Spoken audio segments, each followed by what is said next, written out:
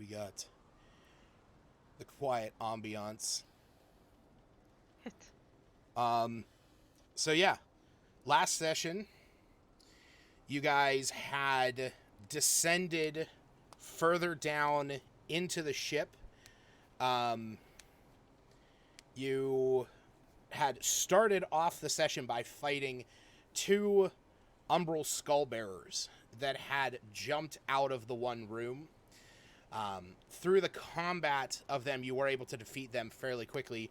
You then decided to investigate the room that they were in, which was an alchemy lab. It was in there that you were able to find a number of potions and scrolls. But on top of that, you also found some piratey body parts. After that, you guys decided to head back upstairs. You were before continuing on down, and instead of going in to introduce yourself to Manbat, you guys decided to head upstairs to take a rest due to the state that you are all in. It was there that you met the hags. They basically told you that they were making some soup. They invited you in. They were just looking for an arm or two. But they also were telling you guys, for the most part, that the captain here, they really didn't care much for him as long as they got supplies they needed, had a roof over their head. But on top of that, they also explained that those living on the ship could never get a good night's sleep here. While you guys headed up to the top of the deck, you were heading into. Ooh, didn't mean to move the map there. You guys were heading into the forecastle, and it was there that Willow was attacked by the vampire spawn that you guys had fought before and who had escaped out through the one room. She had come down, grappled Willow, attempted to bite her on the neck, and then threw herself over the ledge, falling down through the level with the hags, down to the level with Manbat, dragging Willow down with her. Rook, Dawn Shadow, and Tor all jumped down into the bottom floor, taking some damage, but damaging the vampire spawn that was trying to grapple at Willow down there. Once you guys had defeated her, you definitely realized that it was time to take a rest, so you went back upstairs. You offered the hags the corpse of the vampire who had recently fed on Willow. That's right. It was there that they talked about the Umbral Skullbearers and his experiment, the Gleaming Skullbearer. And when you guys went up to the forecastle, you barricaded yourselves in. You attempted to rest for a little while. Unfortunately, after an hour, you heard pounding on the doors as these visions in your head came through of two Umbral Skullbearers as well as Captain Catacombs that were outside the door, and Oh, the God. captain the captain shouted out saying that you had been on his ship for far too long. And that's where we're going to pick it up.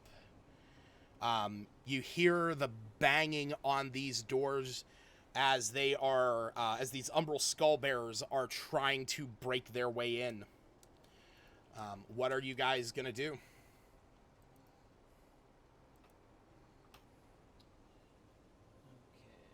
Well, I mean, I'm holding this door shut as long as I can. Oh, yes. She was. Um,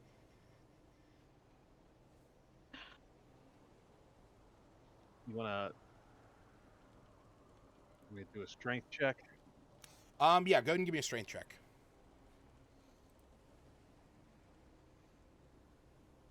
Okay. So, who is attempting to hold back the other doors?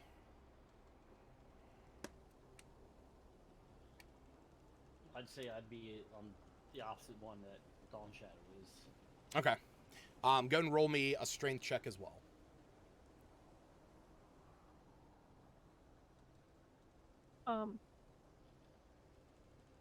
Wow, we're in this room. It's like it's only 10 foot across. Yep. It is a very small room. Can I get a 40-foot cube to see how far that goes? A 40-foot cube? Yep. Centered on where? Oh, That was horse shit. Because I see what you're trying to cast, yeah. and it's within a range of 120 feet. So, I suppose that's why I needed to see it. Near, centered on me for a start, but like, I mean, the thing is, I- a 40-foot cube is going to be the entire space. Like, I literally can't show you a 40-foot cube. yeah. But it would go outside these doors. Yes, but you don't know how far out they are. You only know the space that you're in. I'm aware. But it doesn't say if I have to see them. No, you just... I just need to know they exist. I guess. Well, Persona. you alter time around up to 6 creatures of your choice. So, yeah. I mean, the thing is... fart. I don't know how that actually works.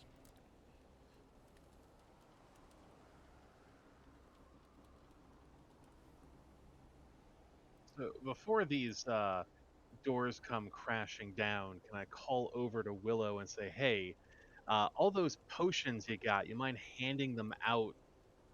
You know, give one last hurrah before these things start rushing in here to kill us all." Yeah. Yeah, I would say Willow should drink the potion of flight and fly up to cast spells down.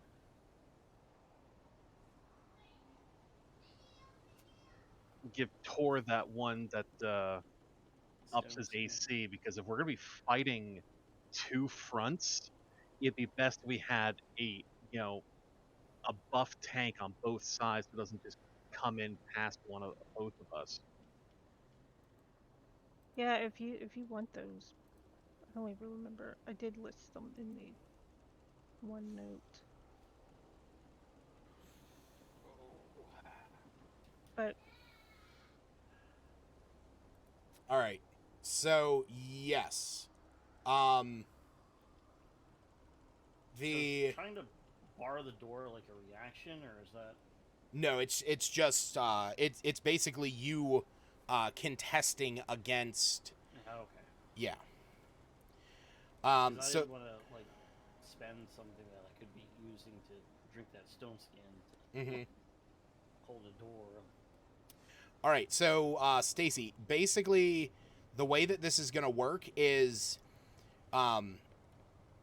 like if you put that spell, directly centered on you, you can choose those creatures. So okay, but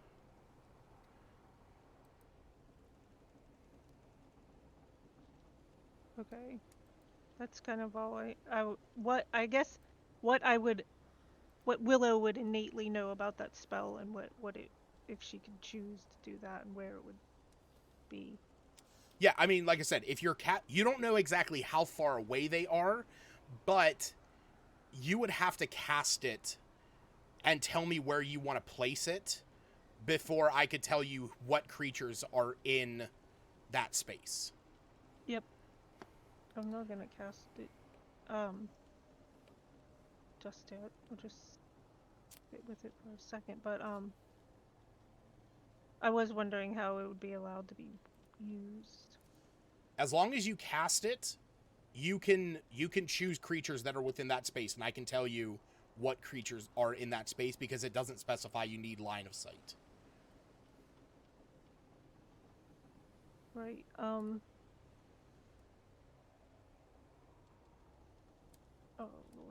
take? Rook. Oh, Oh, good.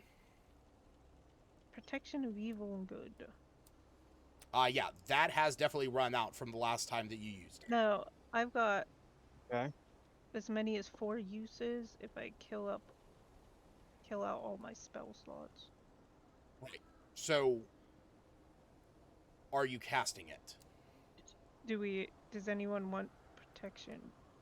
That's what I was gonna ask. Would you allow me to do it like 4 times No, before? it's concentration.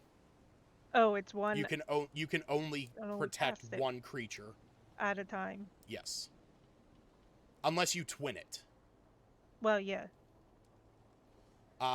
Rook, what are you doing during this? You can see, you can hear the door pounding, where Dawn Shadow is. You hear this, thudding against the other side of the door. And then you can see Tor, the bookcase that he is standing in front of, is starting to lurch forward as Tor, his feet are slick from walking outside on the deck, and he's starting to slip forward in this moment. I suppose that's something I would ask. It does look like both the doors are being I'll take the other side of that. actively pressed bookcase against. Okay. Rook, go ahead and roll me a strength check as well. He's really not good at those. Yeah. All right, Willow, you see Dawn Shadow holding herself up against this one. She's holding it back, but you see Tor and Rook trying to get this bookcase up against the back. What are you doing in this moment? I'm gonna. How long's that slow? Slow lasts for 10 minutes? 1 minute. It's concentration for a minute.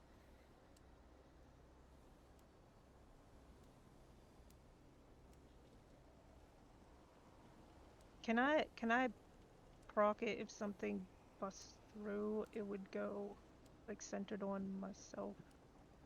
So If the doors you are open, so you one are of them. readying the slow spell. Yeah. Okay. And can I help with one of these doors, I guess? Well, are you readying the slow spell, or are you holding back one of the doors? Oh, I'll ready the slow spell. Okay. And stand. I'll just stand where I'm standing. I have no idea what's... There's no better space around here, I think. Not right. in this little 10-foot. So I need you room. guys all to make, or all to roll initiative.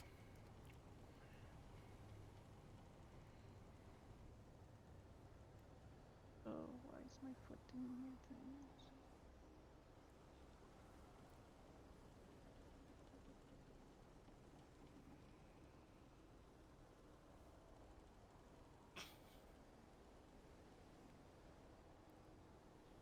It's a good thing I have advantage on initiative, because I don't think I've ever rolled a good initiative.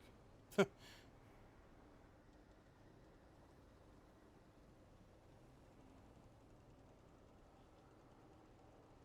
just gotta move Rook and Tor here for a second because I'm trying to do something on a different layer.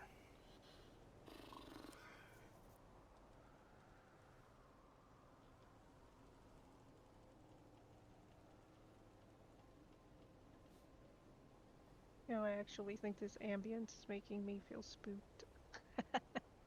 Just a touch spookier than without it.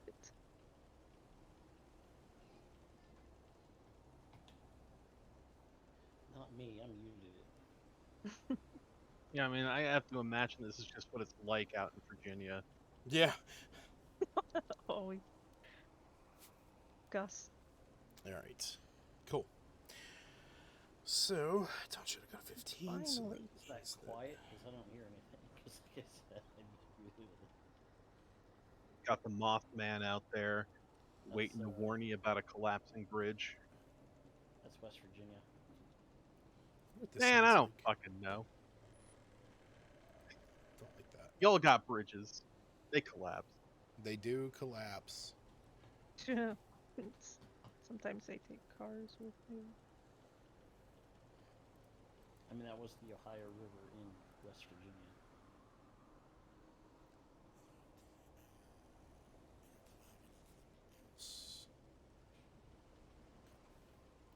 All right. So, you guys hear this loud shout from the other side as you hear the captain shout through. He says, "Yar, you've been on my ship for far longer than you should have been. Prepare to die, interlopers." What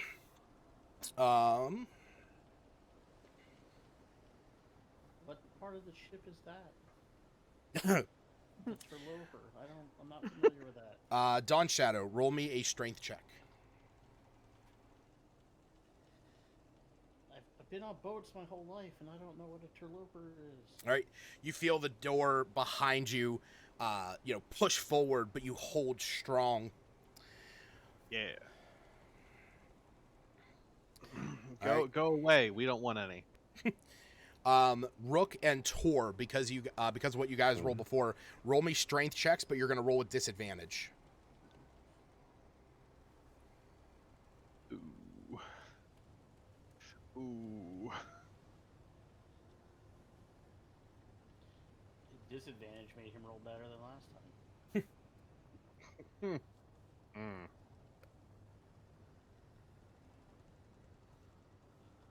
All right. You guys are thrown forward as the bookcase comes slamming down on top of you. Oop, didn't mean to press that. Can't be thrown backwards. Well, I guess, depending on how you're holding on to it. We're thrown onto the deck with the... As the Yeah, entire... door with a pole. As the entire wall there, both doors and the wall in it supporting itself, are thrown open, and outside on the deck, you see one of those umbral skull bearers that is just marching into the room. At this point, your slow spell, and where are you casting this? What are you centering this on?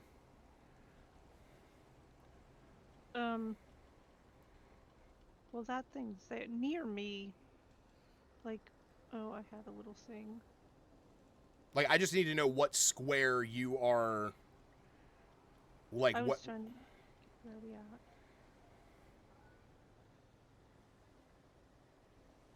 I don't know. Where Tor is. Okay, so centered on Tor. And those 3 creatures that we're aware of them because we had that vision. That's how I'm. You are only aware of where, like, that they are around you somewhere. Yeah, not where they're at. But once you cast this, you can sense that there are 3 creatures outside, or there are 2 other creatures outside of what you can directly see in front of you, so you can target them. She would know where one is because it's pounding on the door. Yeah. Right, but I'm just saying. Yeah, I'm just generic. saying it's like the way that this spell works, because it doesn't specify you need to see them. It's just when you cast the spell in a 40-foot cube, she can target up to 6 creatures. So I can let her know, like, I just need to know where she's casting it. And then from there, I can say, okay, there are 3 enemies that you can target. So that is going to fill that space. And that is going to be that each one of them needs to make a wisdom save, DC 14. So the Umbral Skullbearer succeeds. The Gleaming Skullbearer succeeds. That's awfully suspicious. And the Captain succeeds almost at a critical level. You hear a shout from the other side. You're trying to slow us down, I see! You need to roll a 14 right on the dot twice. Kiri. Never mind. All right. I could cast it again, can't I? If I Do you have get any? my slot back. You can, yeah, so you are technically still concentrating on it, but you can always stop concentrating as no action, and then you could recast it. Ow, ow, ow, ow. What the fuck happened to my hair? Okay. It's caught on this pillow thing. Do you have any inspiration points left? I have, yes. How does that help their rolls, though? Or undo their rolls? You could, as I have it listed there, spend an amount of inspiration Oh. points to subtract an amount to a roll that I make on a basis of 2 to 1. So you can spend 2 points to reduce these creatures' saving throws.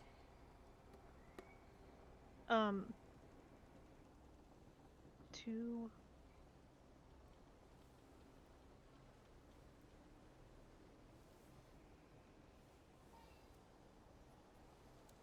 Ugh.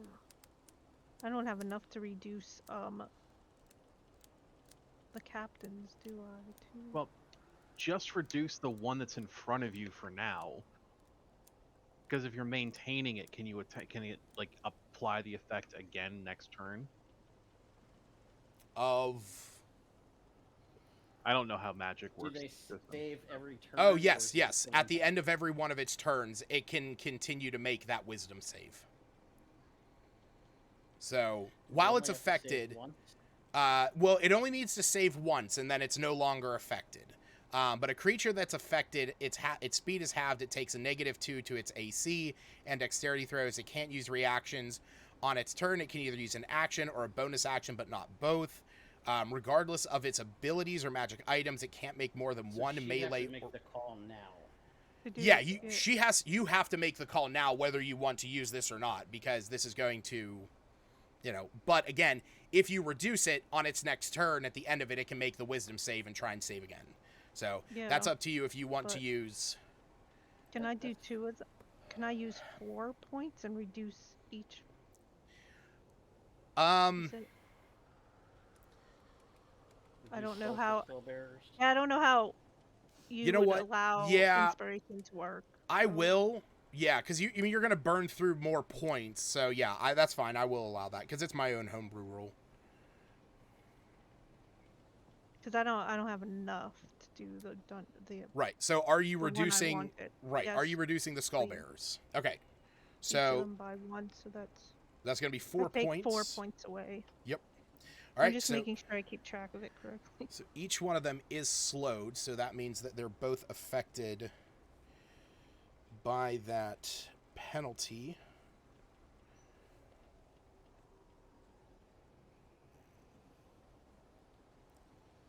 Nope, didn't mean to take it out of initiative. Yes, you did. God damn it.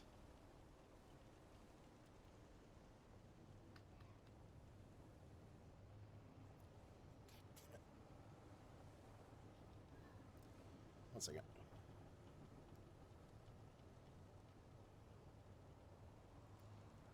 What it was, but I know it was next.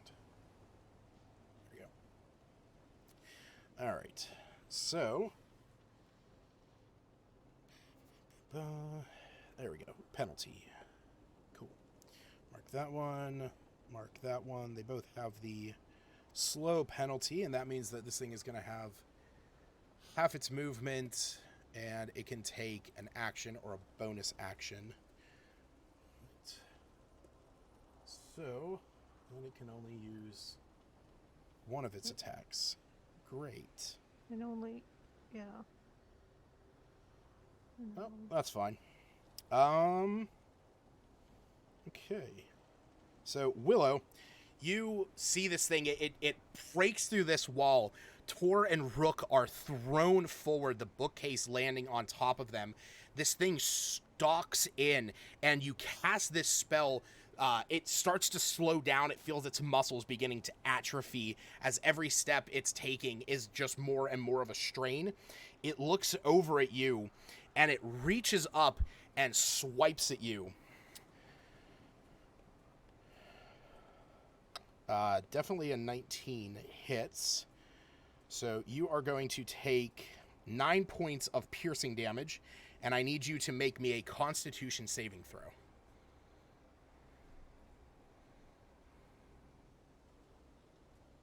This would have been a good sound as it breaks through. that was barely anything. Oh, Try it. Con. Ooh. 15. Fingers crossed. All right. 19 in total. It seems high enough. So you feel as it's as it cuts across your chest, dealing you this slashing or this piercing damage as it's shoving its claws into you. You feel almost a draw from it, but you're able to resist that in the moment. All right. Dawn Shadow. I'm going to assume that if I make an attack, that's going to basically be me letting go of this door. Correct. When the time would come for you to contest against holding that door back, you'd be rolling with disadvantage. Okay, well, I'm going to use my action to command up to 3 allies within 120 feet to use their reaction to make a weapon attack against one creature of my choice. So, so Schwarzwald, Tor, and Rook can all take a stab at this fucker. Because he's a bastard. All right. So yeah. Who was that? You said Schwarzwald. Who? And Wow. Hole. Wow. Yes. Wow. That's And what you- I want to say. And you Rook. rolled that I with rolled- disadvantage. Two I mean, 20s. really. God. 220s. Sick. Yeah, that's sick. That's fucking disgusting. Does Schwarzwald even have to? Is he gonna have to attack? I mean, Supposed to save one of those 20s. for well, later. yeah. So we're gonna take the first two there. So that's all. That's always what we do. A 19 does hit Tor, so that's gonna be. It's gonna be. 50. I wasn't even paying attention to my attack after watching that roll. Yeah. So that's a 50 plus that's 31.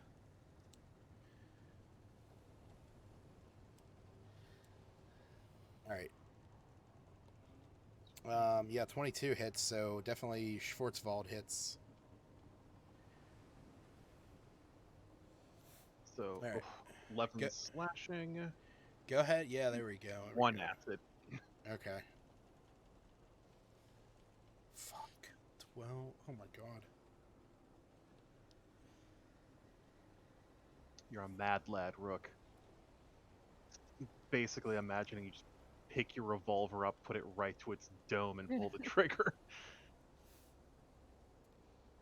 All right. So, okay, so we have 9 plus 12, which is 21, plus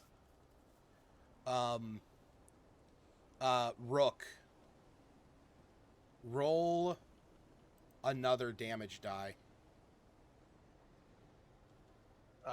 Like the regular weapon damage. A D8, yeah. Roll another D8. Okay. So, the way that this plays out, this thing busts through the wall, launches this bookcase back. Willow quickly casts the slow spell. You see this thing begins to atrophy, and it tries to slash at Willow, shoving its claws into her stomach, trying to drain the life from her. Dawn Shadow, you turn around quickly, shout at your companions. You see Schwarzwald jumps up, slashing at this Umbral Skullbearer. At this point, part of the bookcase that is covering Tor and Rook, you just see a chunk of it fly out as the Great Club bashes across this thing's back. And it's at that point you hear a single hammer being cocked back on a gun, and then the loudest explosion you have ever heard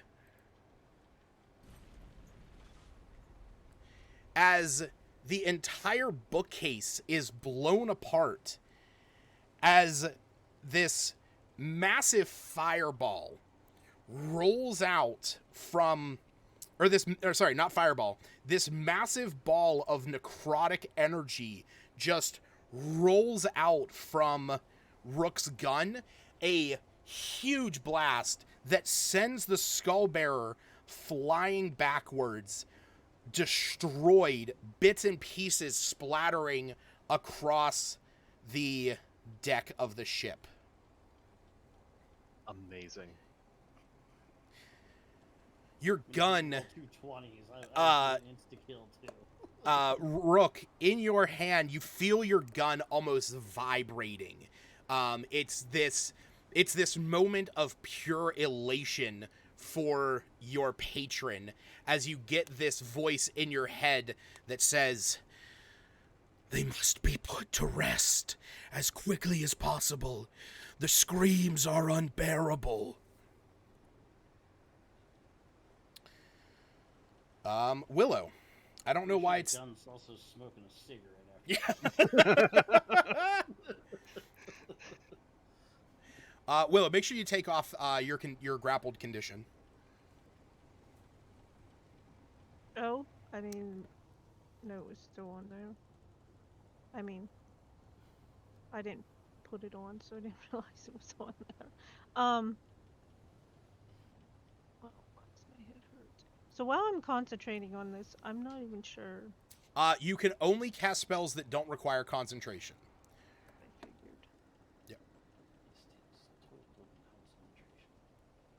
Yeah, so it's if you're concentrating on a spell, you can cast any other spell as long as it doesn't require concentration. So you could not cast Dragon Breath or Protection from Energy or Protection from Good and Evil, Witch Bolt, Spider Climb, none of those.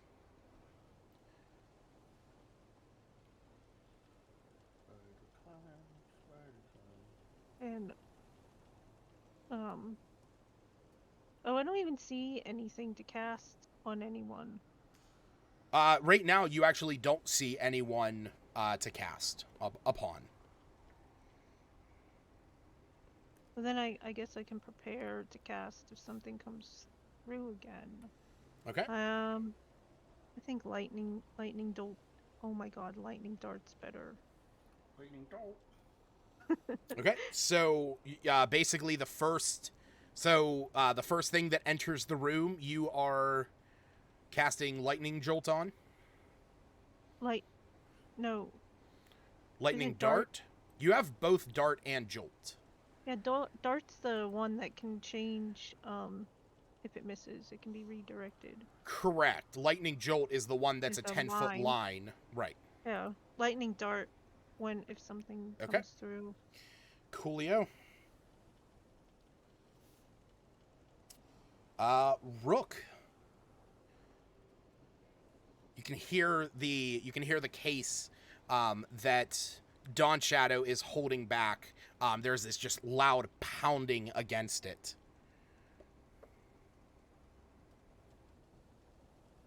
All right. I'm gonna cast Spirit Shroud for cold damage. Okay. And reposition to here. Okay. Directly out these doors. That's where the dragon bat thing was. Bat Correct. dragon. Okay, because it's not actually over water like it depicts on the map. Right. Just because of the way that the map is designed. All right. So you reposition yourself. You cast Spirit Shroud, which is going to be that. And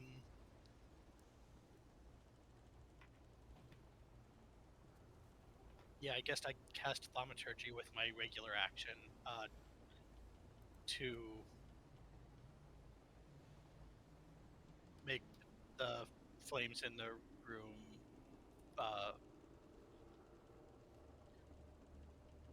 flicker for a minute. Okay. So all the lights in the room just start like flickering around, as if you guys are in a sick rave. All right. Darude's Sandstorm starts playing. All right, Tor. It is your turn.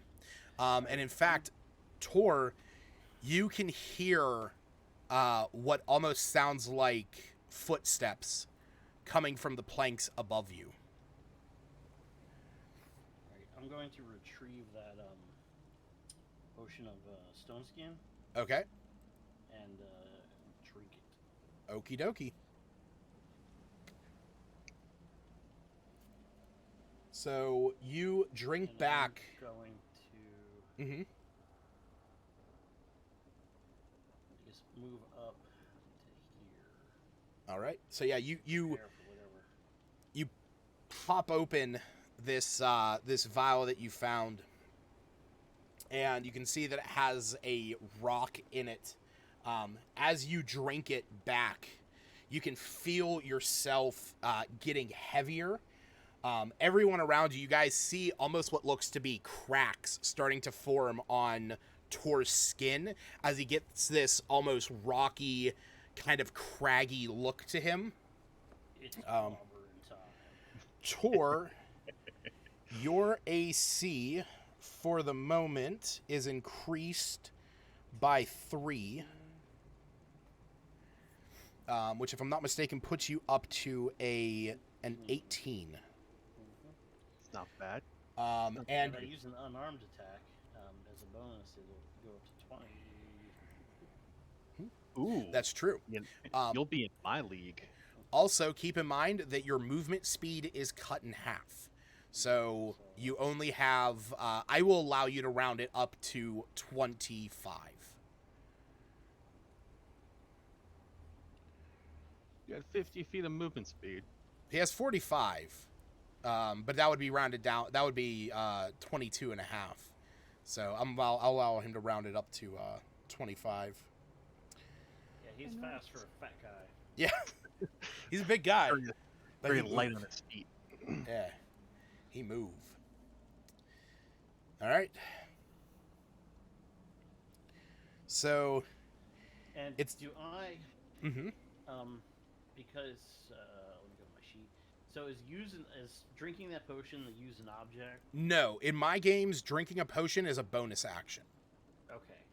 So I can ready for the captain drops down.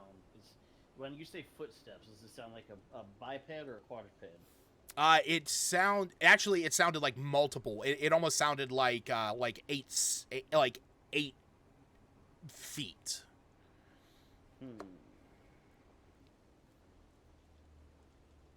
Alright, well I'm just gonna ready so whatever drops down, if anything drops down into that square in front of me, they're gonna get clubbed. Okay. Of course, I think it's at the bottom of the round, so I guess I'm gonna lose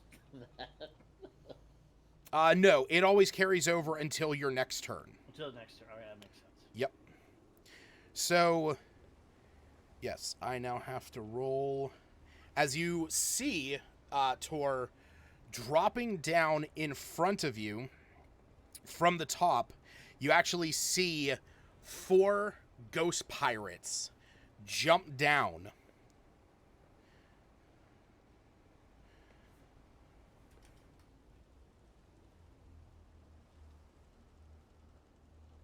Oh, yeah, Ghost that pirates. fucker right there. Some Now with the readied action, I only get 1 attack, right? correct. So you have 2 that have jumped down in front of you. They're both kind of there. They have their cutlasses ready. They jump down. They go. The other one Just- goes, ow! Yeah. Actually, maybe. It's gonna... Yeah, that hits. Does that lightning dart?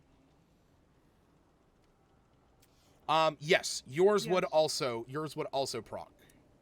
Do I have to roll? It doesn't have a little line. Is it a +6 like the other one, or is it just Yeah, it would just be a +6, just like your firebolt. okay? Oh, I left a Does drink in the have- freezer. I'll be right back. Oh, That's cool. Wait, are you attacking H3 or H4? no one. No. I think it's like H4. Yeah, we'll do the one that's directly from. You know what? I need to get rid of this real quick. There is a door that I need. There we go. Now I can actually see what is going on right in that doorway. All right. Tor clubs this one that comes down. Okay. You guys hear a shout that now sounds as if it is coming from above you. You can hear it actually through this broken side of the ship. You hear it almost as if the captain is now directly above you guys on top of the forecastle. And I'm going to... How many would that be? That would be a D12. 2. So, my lightning dart, the first one missed, if that's how I rolled it, right? On a miss, you can redirect the dart to a second creature within 10 feet of it. So now you make an additional roll. Cool. I just try again. Yep. Oh my goodness. Yeah, unfortunately, that still misses. Unless you want to use... Looked worse I mean... on my screen. I thought it was a 1. Nope, that's a 7.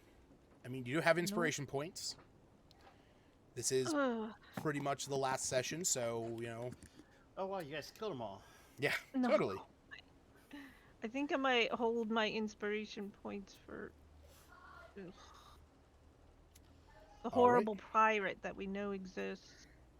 Or Cool. the gleaming skull bearer. Speaking of which, Willow, what is your AC is 11. So from the ceiling, you hear this laughter that echoes out.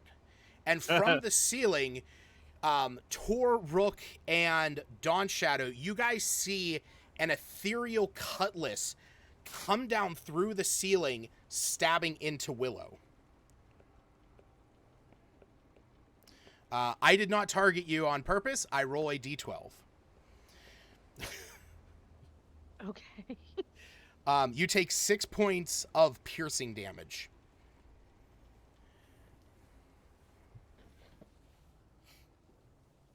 As you just see a cutlass come down on top of you, gouging into your shoulder. And then it just slinks back up and you hear, I'll murder you all! All right. Andrew. Dawn Shadow, strength check. Strength check. Oh, never mind. Oh no. Wait, what? Wow. What? Wow. Dawn Shadow accidentally took all her weight except for one finger off the door. Yeah. You feel a thud and you almost slip forward, but you catch yourself. Okay. And then you hear the sound of, like, footsteps thumping away on the other side of the door. Do the thing where you open the door and let it rush in and hit the wall. Well, I guess it'll hit Rook and my next plan was I was gonna try to do what it did and kick the door out to try to push it back, but if it's just gonna walk away from me, I'm sure it's doing a running start. Or you are hit with a mighty scimitar across the chest that is going to deal 13 points of slashing as this ghost pirate takes 2 quick swipes, the first one connecting, the second one missing, and he takes his dagger, shoves it into your side as you take an additional 7 points of damage. Jesus fuck. And as soon as you do, you actually see this look in his eyes as this ghost pirate gets up next to you, and as it stabs you in the side, it kind of like takes you in as it's shoving the knife into your body. You can feel, you can feel this like ghostly presence within you as you hear a voice, a familiar voice that says, "Stop him, Tor."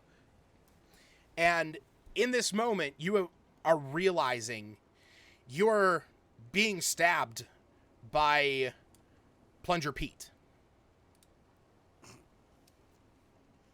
Oh no. Dawn Shadow.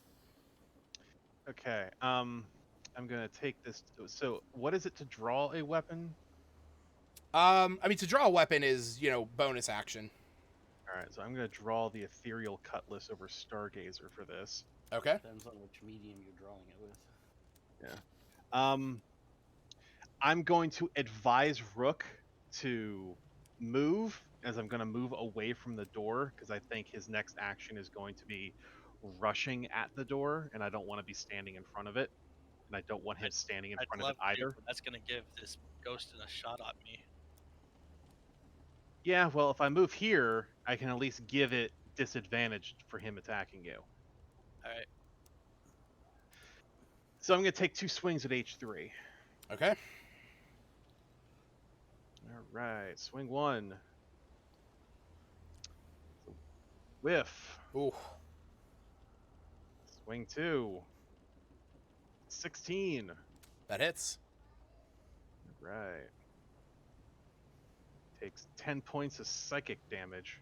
All right. 10 points of suck it damage. Yeah.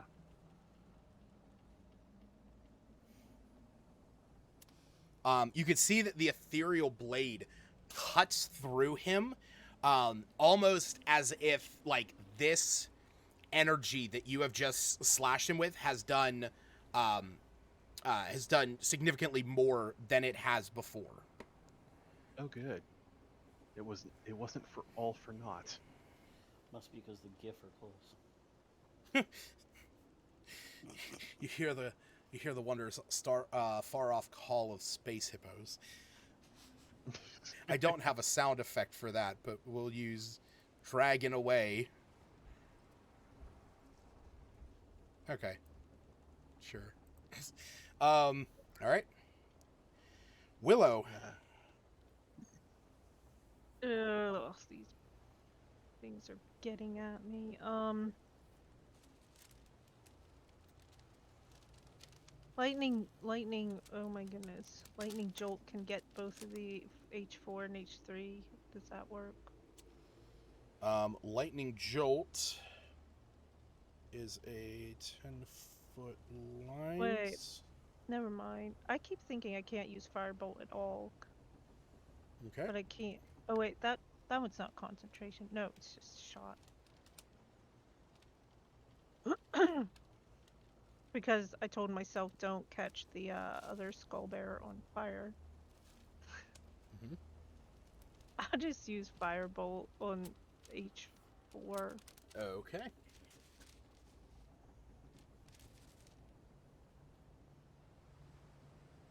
It's rolling all funny. Oof. Do you want to use a point of inspiration? Yes. Yeah. Okay. With a point of inspiration, that hits. Where do we? 8. All right. Let me. Tor, you're basically, Plunger Pete has thrown you back. You see this pained look in his face as a bolt of fire from Willow's hand just explodes in his face. All right. Can I? Crap! I have to check my Yes. my potions, my healing potions. I was Okay. trying to make sure I took the inspiration off, which I didn't do yet. I think I have one left. One regular one. Okay. Are you going to drink that? Yeah. All right. Go ahead and roll your 2d4 plus 2. All right. From back here, you see the ghost pirates begin throwing in these ghostly daggers. 2 at Tor missing, and 2 at Dawn Shadow both missing. Damn.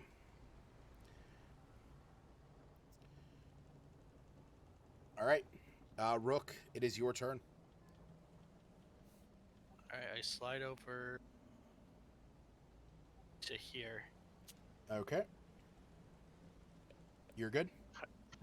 Don't even need to compose. Ha And then open fire on H3. Okay. Shoot. That hits.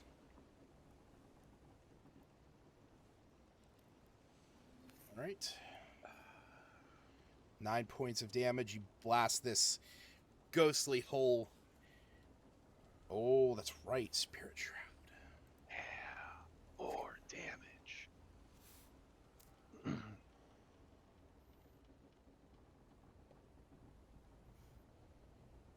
Oh yeah. Oh yeah, the damage. Oh. Oh.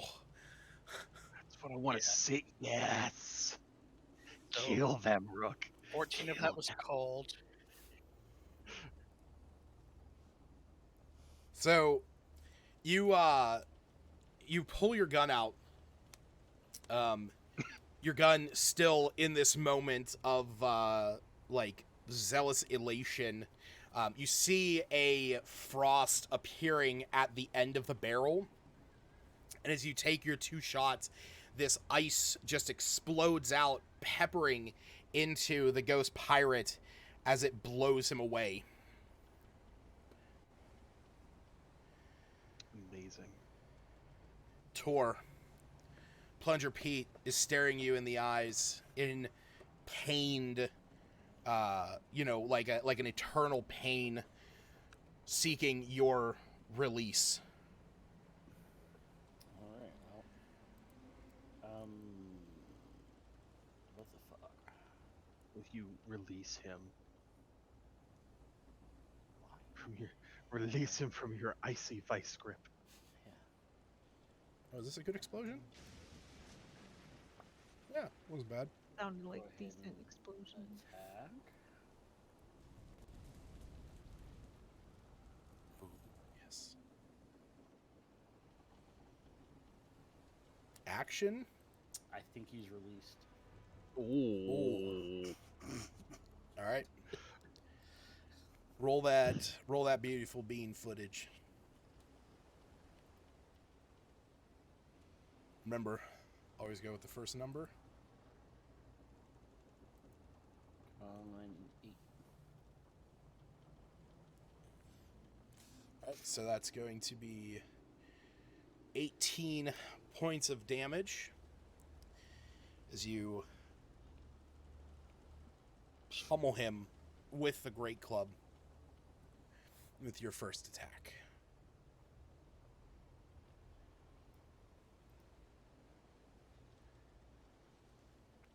I guess he's still standing. Oh yeah, no, he is still standing. He is bloodied. You can see fuck, I keep doing that. You can see this look in his eyes as you are wearing him down. Just this look of relief. All right, roll damage. While you do that, I need to grab a drink.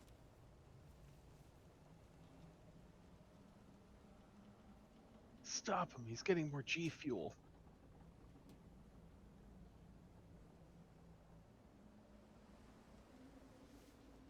Ow. All right. There we go.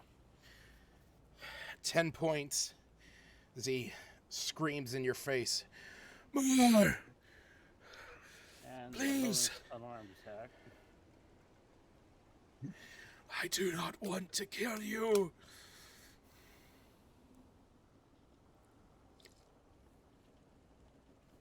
I guess I'll spend an inspiration. Wait, well, I'm Okay. right next to you, so you don't get a Oh, plus well, 1 That's true.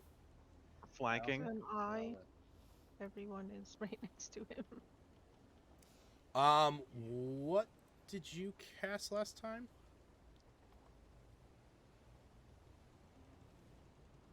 You were using a ranged attack. So ranged spells and ranged weapons do Oh. not. I only need Yeah. one. I didn't mean myself. Oh, okay. I was just saying I'm also flanking. We're all flanking. Oh, yeah. here. You technically get a +2 from that. All right, whittling him down more and more. Alright, because I use an unarmed attack, my armor class is up by 2. It's like, wait, why can't I see through? All right, your AC is up to 20 right now. Okay.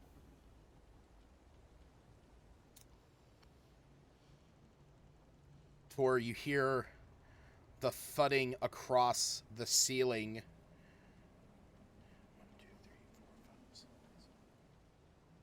As a cutlass comes bursting down through the ceiling right here between Dawn Shadow and Rook, missing those of you in the room.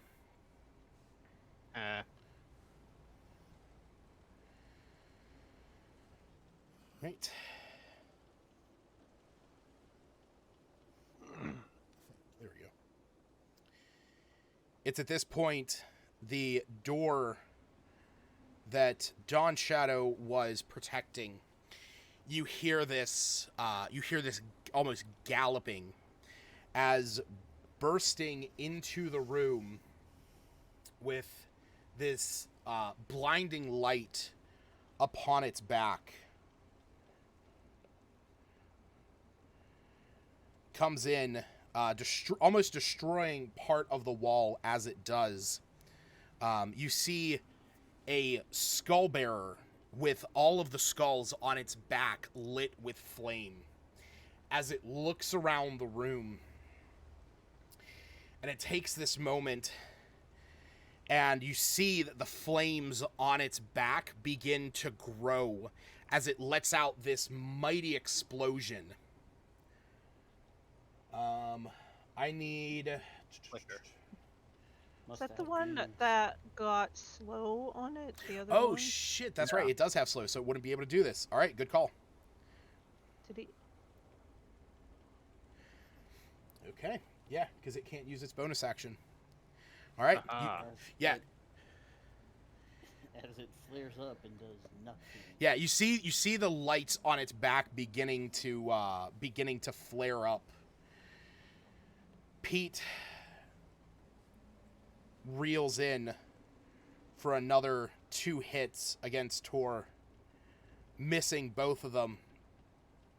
As he just, gets in close and you hear him, "Kill him! If you end him, all spirits are free!" Dawn Shadow.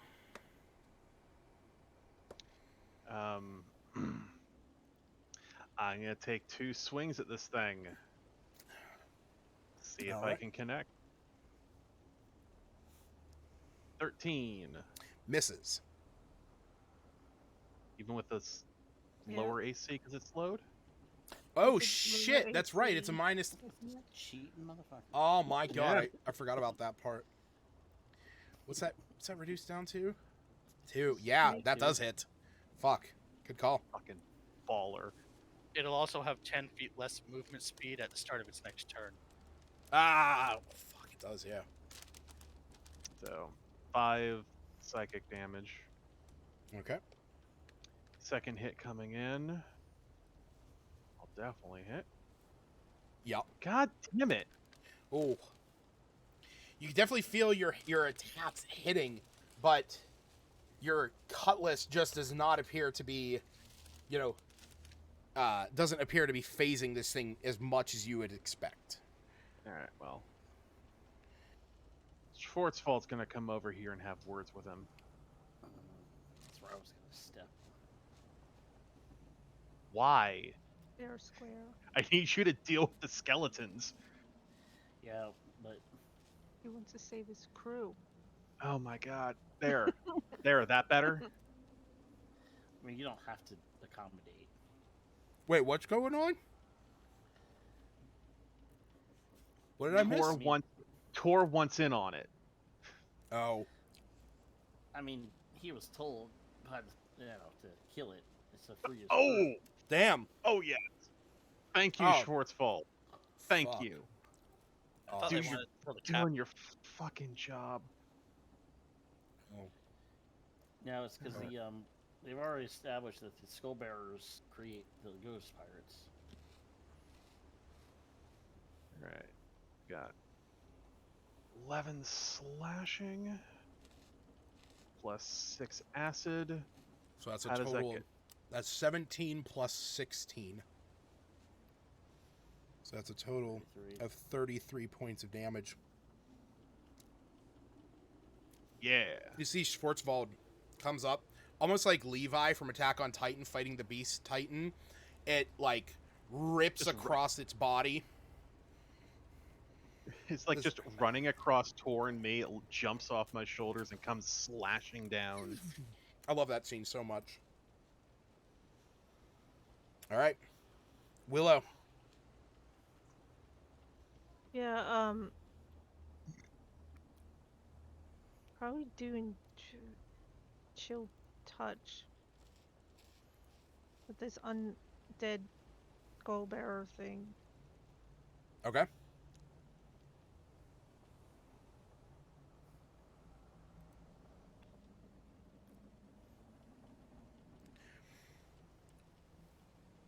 That's good, yeah. Yeah, that hits.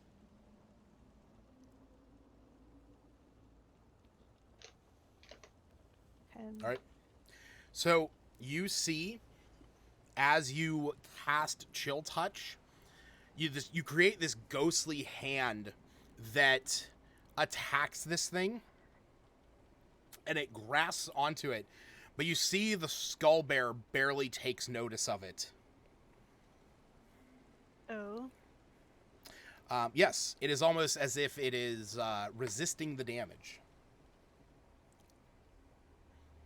Is there any damage it doesn't resist? I thought because it was undead. I don't know. Try necrotic. It is Well- necrotic damage. Yeah, that's not going to be great against undead, and we already figured out fire and radiant aren't any good. No, Well, we know This- fire's no good. We learned early on that fire heals it. We were told. And it resists radiant. We knew those two facts. Apparently, it's resisting cold too. it is necrotic I- damage because Well, chill touch is works necrotic. on Oh, undead okay. targets. As Oh. yeah, Or as, there we as go. It goofy as usually a works. name. On undead targets. It did. Right. I mean, it definitely did hit it, and you do see that it's on there. The thing is that it doesn't look to be that the damage you would have expected to deal to this thing. It just does not appear to be phasing it nearly as much. Does it still have the disadvantage on attack against, well, me? Yes, because you are hitting an undead target. Okay. Oh. Well, this one doesn't seem as affected. It's unfortunate.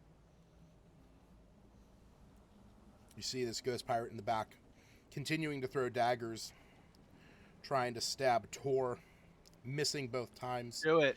You suck. This one coming down. Yeah, you know what? This one's gonna go after Dawn Shadow. Do it. I'm gonna. Hit me. Hit me. I can't. I can't. Just watch The Dark Knight. It's like, No, I want God. you to do it. Hit me.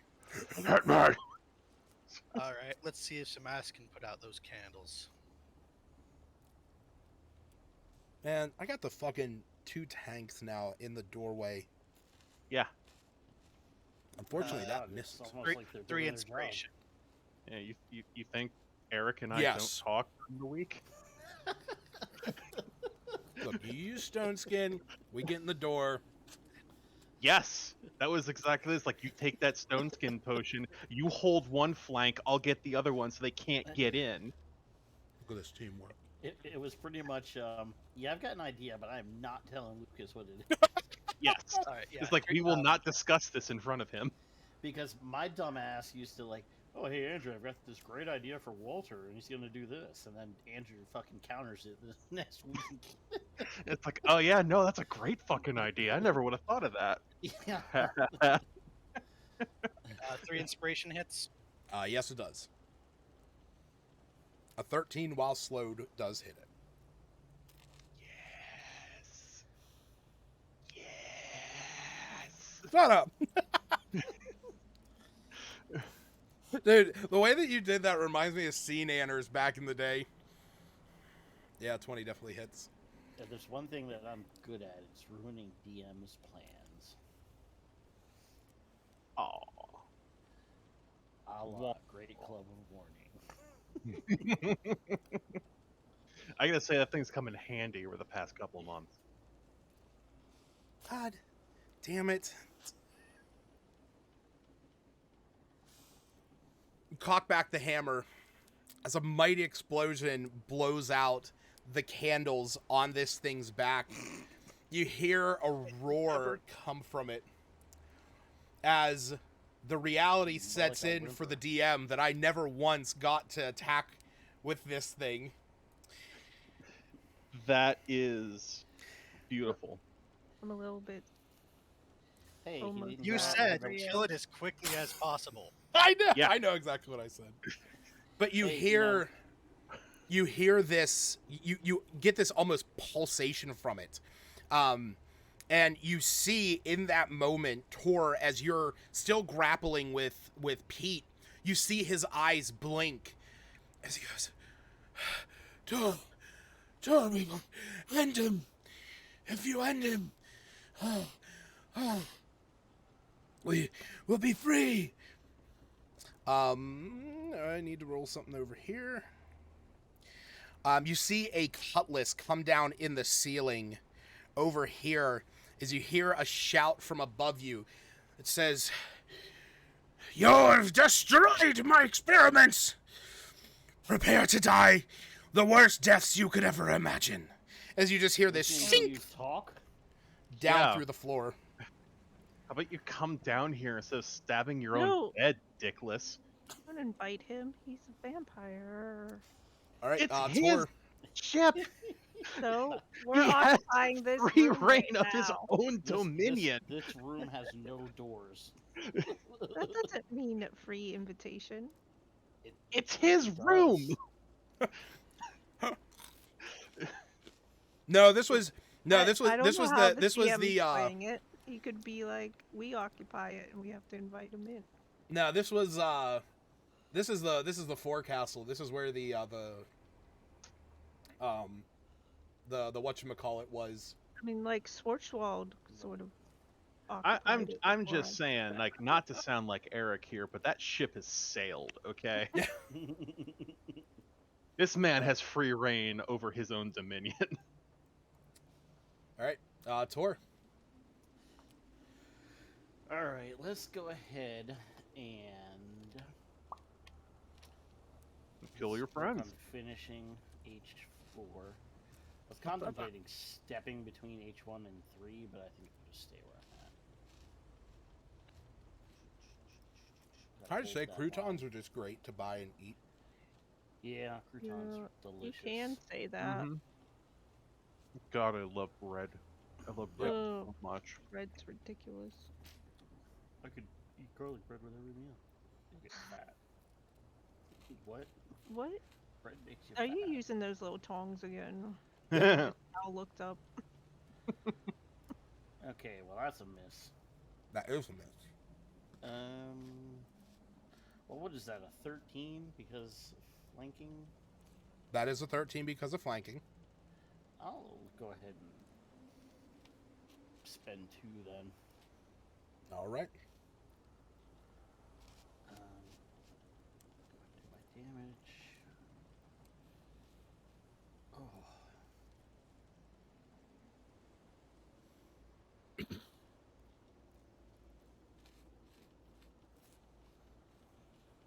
So 7 damage there.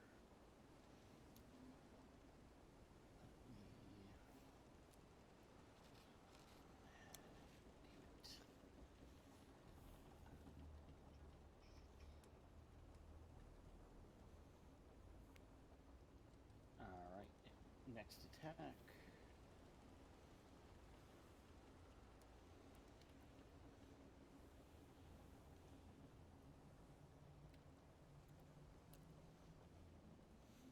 I gotta say, I love this ambiance.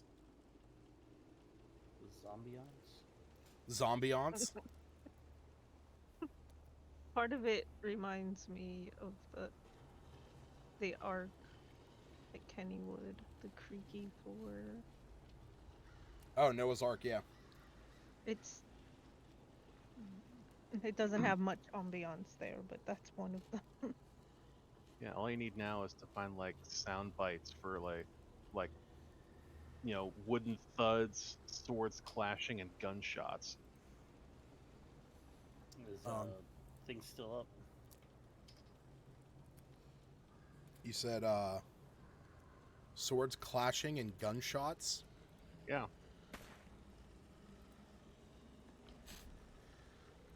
So that was 18 damage total. Is he still up? So you... There you go. You hit him once again. As you do, you see his body begin to falter.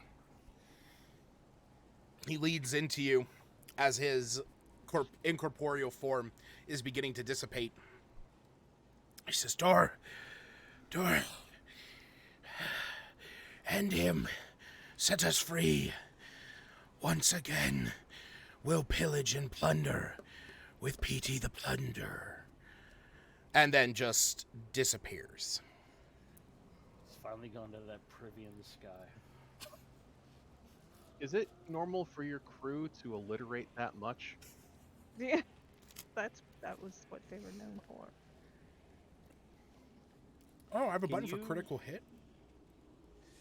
Can one move and still do their bonus attack? Yeah, you as long as you still have movement, you can continue to move. You go punch H2 in the throat. Yep.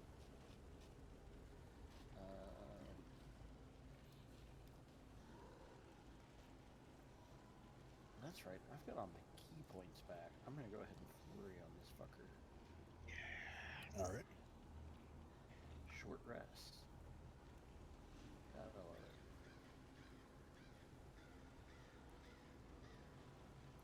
Just want to draw out the map a little bit, let you guys kind of know where everything is. Oh, because it's just like open sea. Yep. Yeah. Otherwise, we walk. Okay, so that's a hit, Mm-hmm. and And then this is that That's a hit. mast. Just keep punching. Got that big Keep ass punching till there's nothing left. dragon wings. Wait. Can only see brown. so that's 8 damage. And what's up, Gwendolyn?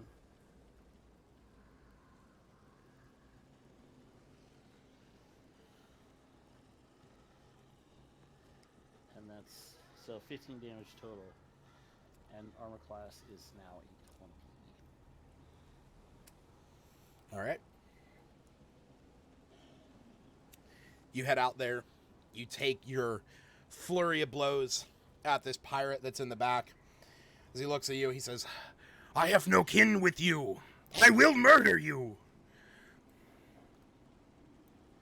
I just walk up and just Boom. slap him. Boom. And slap him and say, "Get my name out your fucking mouth." All right. Do this again. And then, son of a bitch. You know what? Except I don't do that weird ass stage slap that Will Smith did. Oh, God. Oh my. Yeah, he gets 2. Ha! What the actual fuck? Okay.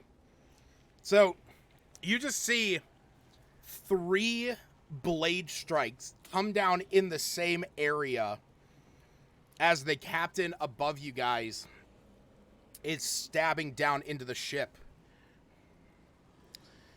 Dawn Shadow. Alright.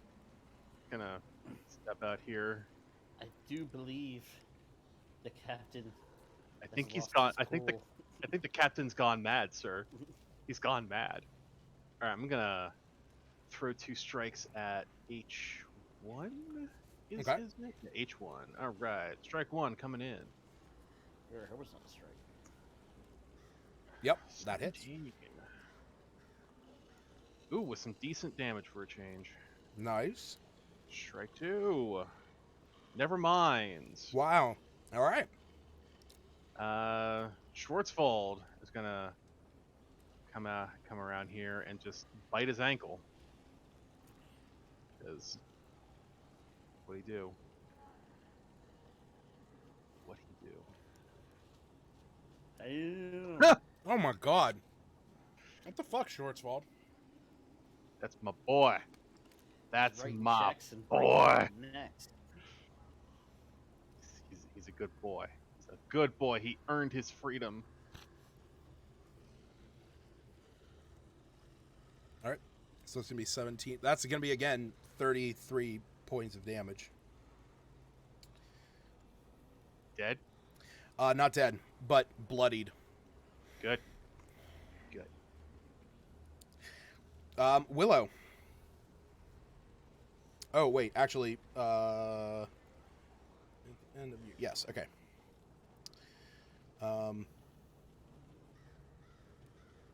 Is something else you need me to do? Nope. Not on your turn. All Yeah, right. you know, you're good. You're good.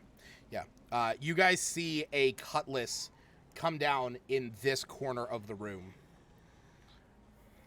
You know, we're outside. You can come down here. You know what? Fine. You know what? Just keep stabbing. You're fine. Willow, it is your turn. So can you guys see him up No, there? I don't think we'd be able to see him because there's a ledge. Yeah, you guys would not be able to see him from where you're standing. You know, based on your current actions, I understand why it was so easy to take your ship.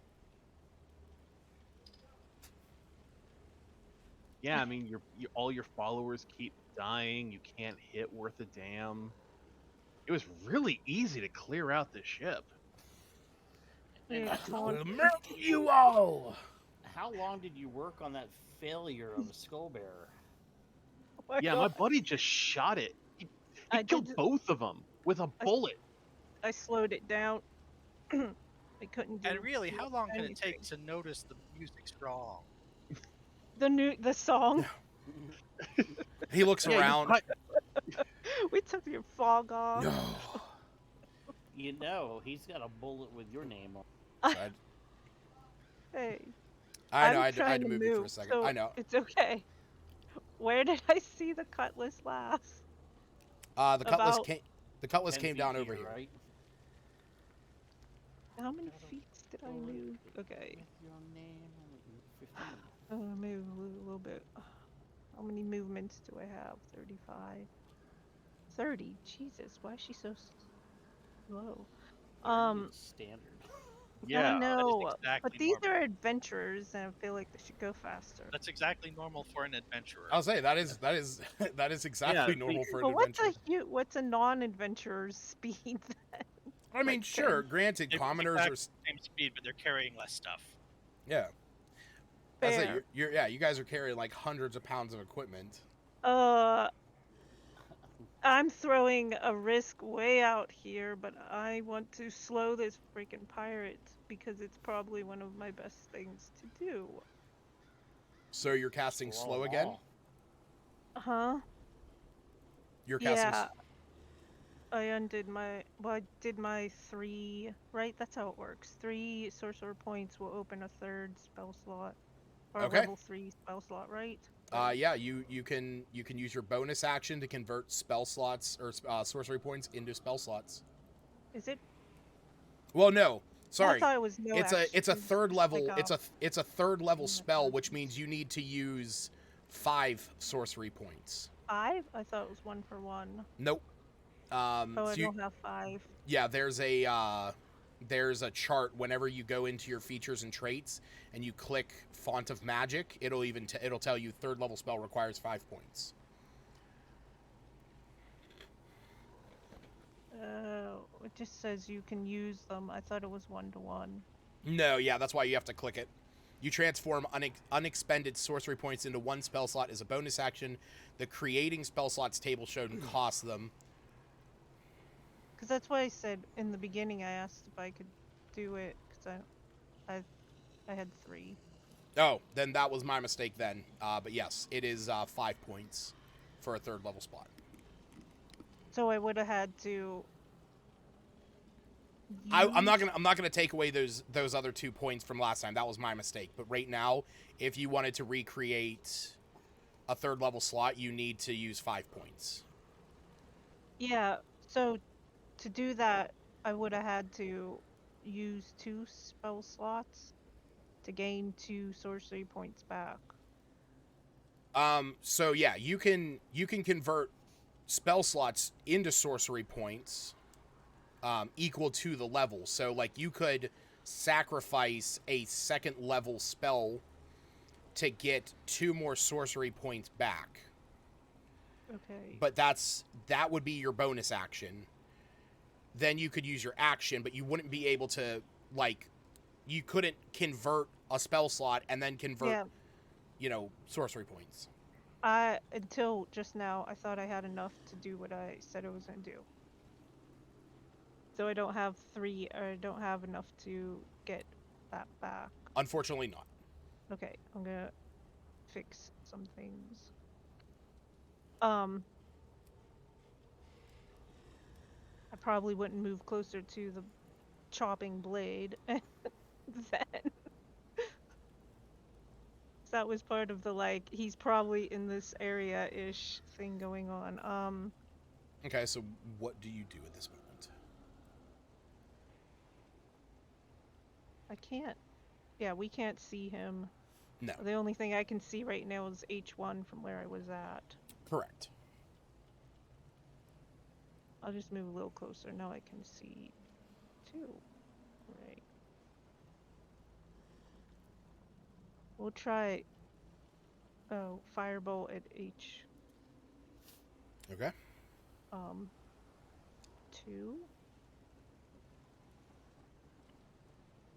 Yeah. All right. You keep putting your token right where I have the captain on the map. What? How do I keep putting it? I just moved her 1 spot. All right, that hits.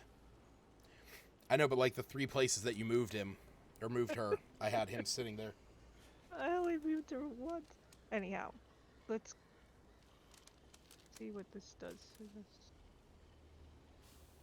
it just keeps rolling. All right. And what you said, which one were you attacking? H1 or H2? 2. Okay.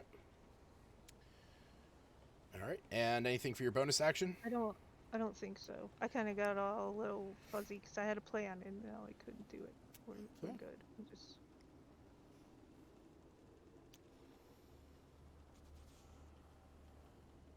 Attacks against Tor.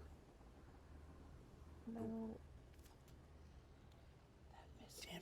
Shut up, Tor. Aids. What? No, aids an action too. Everything's Yeah. an action. I have like 1 bonus action. Well, you have 2 bonus actions. You have Rescue and Dragon's Breath. Yeah.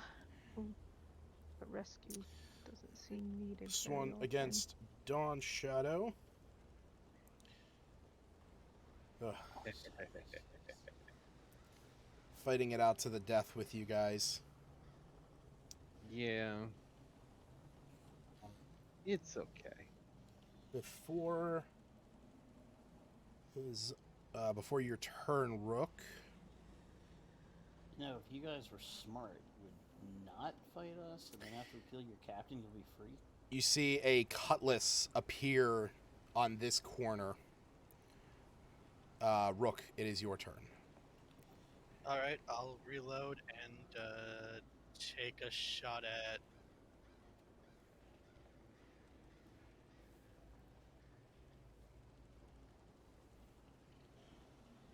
Take a shot at H2. Okay. Hey, Captain Dipshit, how do you not know where we're at yet? I know where he be. Oh, actually no. H1 for Spirit Shroud range. H1, okay. If you really know where we are. Stomp your foot once. Shoot there. Shoot there. They're the oldest trick in the book. Yeah, that's not the oldest trick in the book. The oldest trick in the book is that, hey, is that food on your shirt? And then bop them in the nose. Hey, look. All right. A mighty blow. All right, Against and can I use my movement before making the second attack? Yeah, definitely.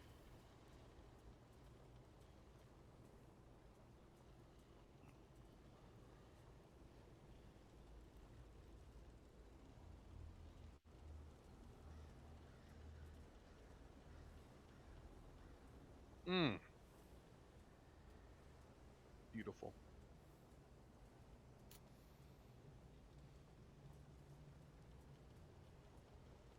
Right. Did you realize, Andrew, that Doctor Strange is less than a month away? Oh my god, it is. 4. It is your turn. Okay. I'm going to...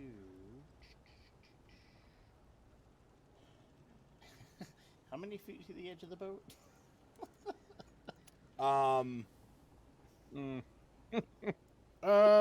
It is from where you're standing. That would be like, It looks like 10 feet. 5 feet. So I can push this fucker right over the side. If you want to shove.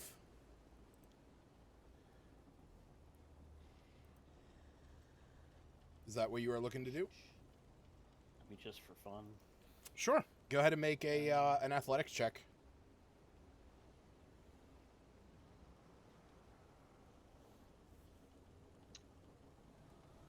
Oh, Looks like it's gonna be all...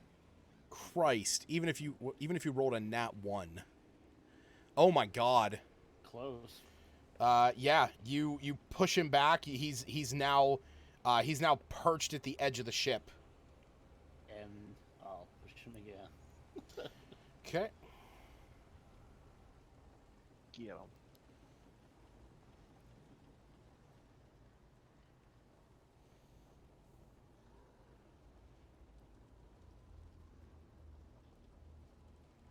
Damn it. With a mighty shove, you push him over. As you see this look in his eyes, he goes, "No, no, no!" And then just starts falling back, and you hear him scream as he's falling down. He says, "Captain, why did you never give us the ability to fly?" And then just splashes into the water.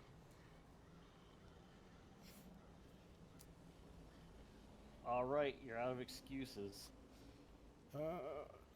Get on down here. Oh, yep. Ghost Pirate dies from the impact into the water. Oh.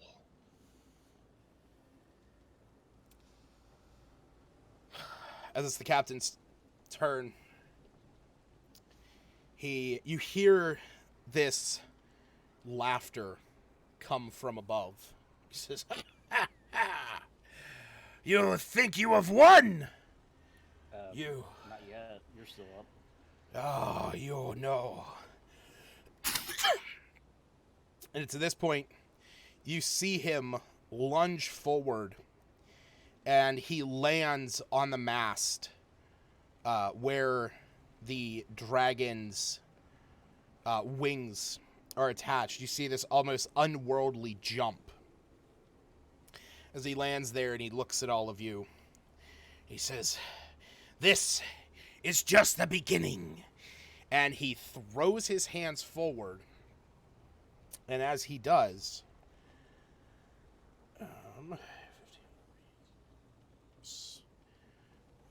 need this and this.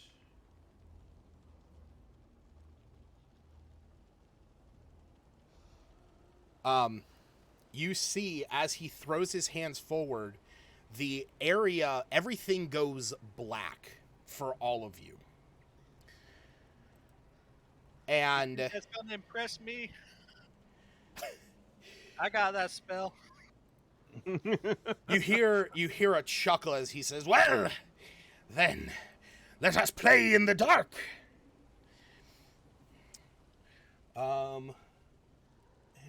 that is going to be his turn. Dawn Shadow.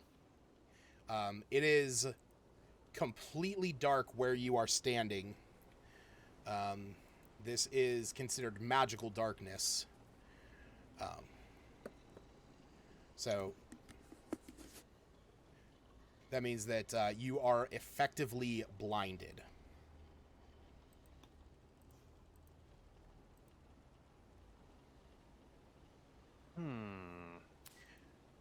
In fact, I believe everyone except for maybe... No. Okay. So I need everyone... go ahead and mark your condition as blinded for right now. Already done. Cool. How do I do that? Click where it says conditions underneath your HP, and then click the little check next to blinded. So blinded creature can't see and automatically fails ability checks that require sight. Attack rolls against the creature have advantage, and the creature's attacks have disadvantage. Does that balance out? That balance out? I mean, because everyone in this area can't see. That's everyone. Oh, you're referring to him? Yeah, That you don't know yet. right.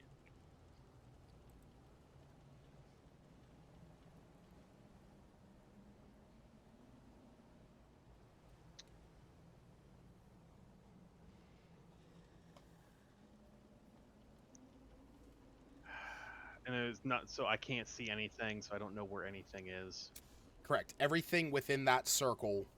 All right, cool. I'm gonna take the total defense action. Okay. I was gonna say, why don't you draw your sword that glows with that counter? No, because if it worked like the magical darkness downstairs, it wouldn't. Because even when we walked through that, it was pitch black with that sword out. Right. I thought your sword was our only light source in the basement. So his sword does shed moonlight, but with this, I believe the only thing that, yeah, it's, if any spell area overlaps with an area of light created by a spell of second level or lower, the spell that created the light is dispelled. Non-magical light... Creature with dark vision can't see through the darkness, and non-magical light can't illuminate it. What's up? All right, good night.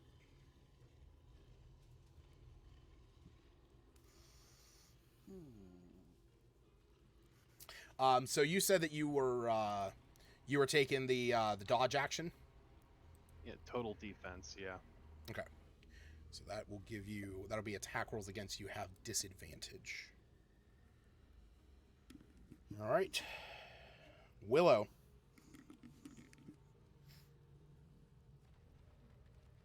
If I open my alchemist fire, will it just kind of be like a little torch? As in, I don't throw it anywhere, but No. Spells Because, below 3rd level aren't going to illuminate this at all. well, It's not. alchemist fire is a little bit different. It's a fluid that ignites when exposed to air. Non-magical fire also won't work. As an action, you throw the flask up 20 feet, shattering it, make a range on a hit. It takes... I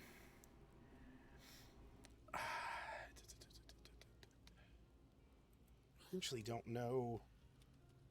because I'm not gonna throw it at a non-existent target. I mean, invisible target.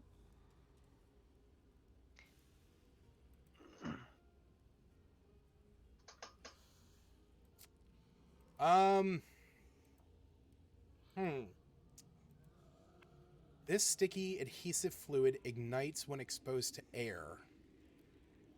So...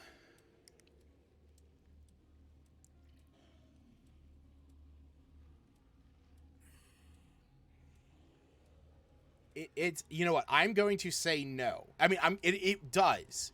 You can uncork this, and once it's exposed to air, it does essentially act as a torch. But unfortunately, it is not. It is alchemist fire. It's a fluid that, when exposed to air, catches on fire. It's not innately magical. So if you uncorked this, it would be burning, but you would not be able to see the light. I thought it was magical. No, That's it's just called alchemist fire because it's like, sovereign glue or something like that. Like it's just it's a fluid that it's almost like having I think it's magnesium. Like if you add magnesium to water, it just explodes. It's just a chemical reaction essentially. So is that what you are doing? Well, if I know that it's not magical, then I wouldn't. I mean, you don't. Like, I mean, if that's your action, is that what you're doing? If Willow doesn't know it, or if Willow thinks, I mean, yeah, if it's not innately known that I thought it was magic, but. I'll give it to her that she knows that it's not magic. It's just chemistry. Okay, then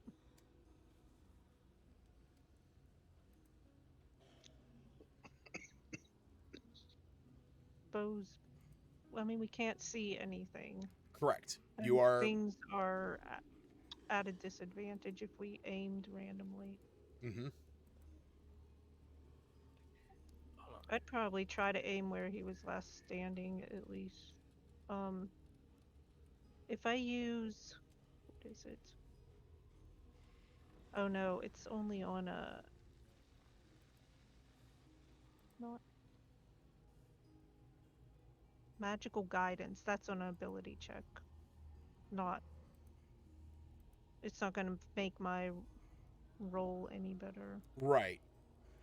It's you're that's a different thing. You're casting a spell. Yeah. I'm gonna try and aim, I guess, where he was. Okay. But, you're gonna be rolling with disadvantage. Yeah, I was thinking that thing gave me advantage, but it doesn't, so...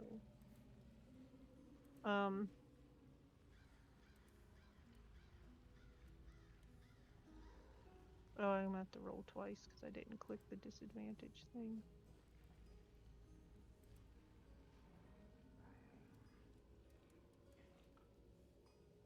The first one's pretty high, though. It's higher than I was expecting. Actually, that second one does hit.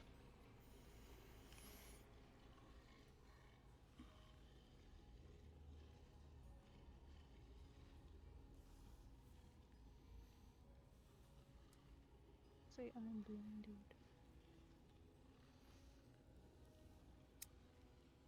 All right, you let go. You let fire a bolt of fire. You see it disappear into the darkness around you.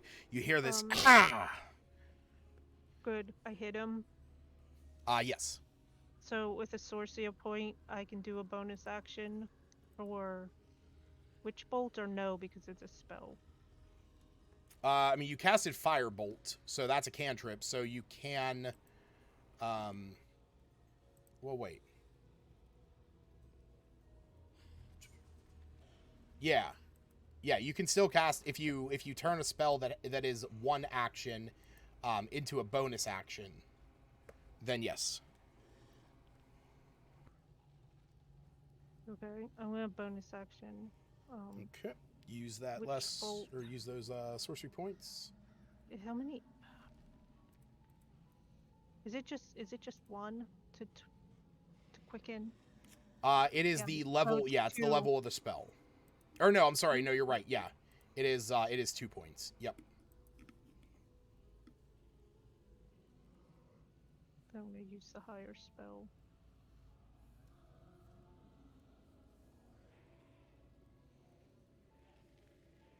Oh my goodness.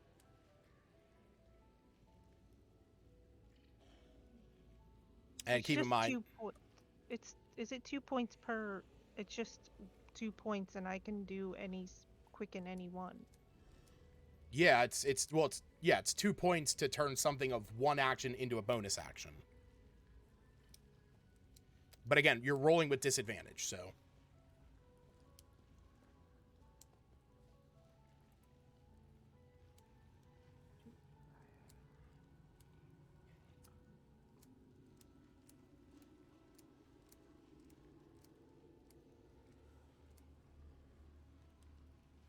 Didn't the 23 hit though? Well, you're rolling with disadvantage. Oh. I was backwards. So you hear this, you send out this bolt of crackling energy as you don't hear anything connect. And a moment later, you hear this loud thud on the ground right behind Tor.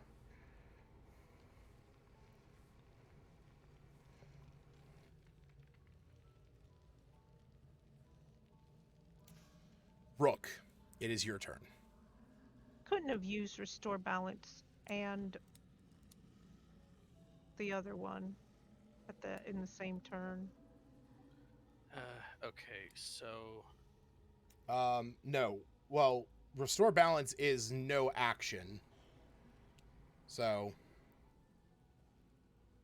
Or no, restore balance is your reaction. So you could have. So I've got no way of figuring out where he's at exactly. Correct. Does any spell of 3rd level or higher that produces light counter darkness? It does not counter it, per se. All it is that spell is not dispelled. If it's a 2nd level or lower, that spell is just dispelled. Okay, but it wouldn't necessarily illuminate the darkness. So it would depend on what the area of the light you are casting. Well, let's say it was dim light in a 5-foot radius of whatever I shoot. Ooh. Is that branding smite?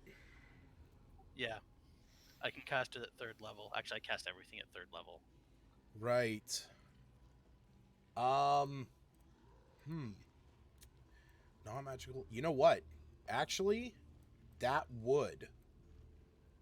Because it is that is magical light, and it's being cast of a 3rd level or higher. Alright, so it's just a matter of shooting something then. In the dark.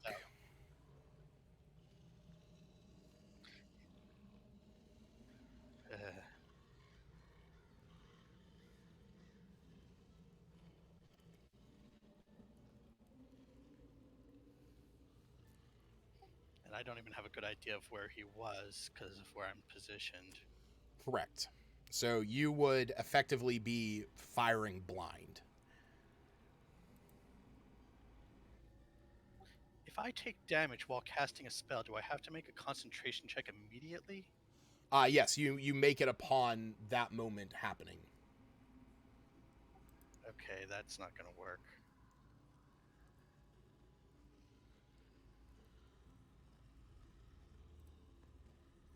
Well, I have it until I lose concentration anyway, so yeah, I'm going to cast Branding Smite, Okay. step to here, and tell my hex weapon, I sure hope you know where you're aiming. Okay. You get this almost like nervous this nervous moment of like it telling you just aim me in the right direction and I'll handle the rest. All right. So do I pick a square? No, you tell me which oh yes, actually no, yes. Tell me what general area you are firing. There's a thud around here, I think. Okay. So go ahead and give me that roll. Can I give him advantage or balance it out? You can use restore balance to take away his disadvantage. Yes. My You last. should use. It's my Yeah. last one. It's my last one, but I think this is a decent one to be doing it on. I only have 3 goes, and it's the last chance. All right. Of course, no So clock. Ooh. Oh, fucking Oh, fuck. bullshit.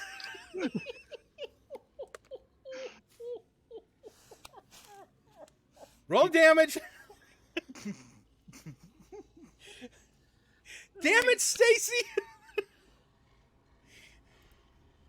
Perfect Amazing. timing, Oh apparently. my god. And branding smite. Not a very good branding smite, but I was just disappointed I didn't use it in my turn, and then just I think this went better. this Wait, seems a branding lot. smite. You son of a bitch. Okay, hold on. I have to do this calculation now. That's okay. So that's 14. That's 30 plus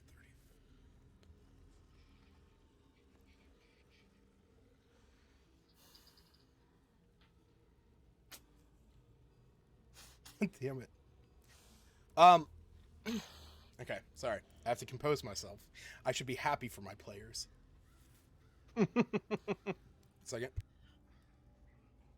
All right, cool. Yeah, nothing happening over here. Rook, you have that moment in your head. You know, you don't know where he went. You know he jumped around. This spell of pure darkness just folding around the corners of where you are, taking you over. You breathe, you hear the sound of a firebolt going off as Willow next to you is sending this blast out. You hear a thud out there upon the deck somewhere. And you can't be sure where. You take a breath and you give yourself over to your patron. You have this moment when you say to it, you know, like, it knows what needs done. You cock back the hammer and you aim into the darkness where you feel the captain would have been. Your hands are wavering. And then you hear this chime in your head, an almost mechanical sound as your arms stiffen up. You see this, you feel this like black, or this like tendrils reaching up your arms, coming from the gun, positioning your gun in just the right spot. A radiant glow begins to emit from the end of the barrel. As you pull the trigger, your hammer flies down, striking the pin of this bullet as a blast of radiant energy shoots out between Willow, Dawn Shadow, and Tor. As it zips forward, you see an explosion of light just emit 5 feet from Tor's head as the darkness is instantly dispelled. You see the captain standing there as this darkness goes away. You see a hole in his chest the size of a cannonball. In the edges of it, where his vampiric skin, this light, faded, grotesque dead skin hangs down, burning from the radiant energy. As his eyes are wide, he tries to take a breath, but he can't catch it. You see he falters back a few steps as his body just crumbles, turning to ash at the floor. As his body is dissolving from the core, his feet beginning to disappear from his waist down to his toes, and his stomach disappearing up towards his head, he looks up at all of you, and he looks over at Rook, and he says, that gun, she calls for me. And as the darkness disappears, Rook, you look down at your hands. You see almost this symbiotic entity that has clawed up to you, almost like Venom from the movie and the comics, reaching up Eddie Brock's arms. As this, you see Captain Catacombs. His body is now fully dissolving, leaving behind only the pirate hat there on the ground. As you see these tendrils coming back into the gun, as you hear a voice in your head. The silence. It is so beautiful. Combat is over. You have killed Captain Catacombs. That was supposed to be a lot harder. And the bullet passed through, striking the barrel, destroying it as Tor no longer. Yes. You see you see as this happens, Tor, your solid skin, right where this radiant blast had occurred, you turned quickly to shield yourself from this blinding light as splinters of your barrel just explode outwards. And as this happens, you see from these splinters these apparitions beginning to appear like wisps of light flitting through the air as you recognize the count of the crew you had on your ship when it was sieged by Captain Catacombs the first time around.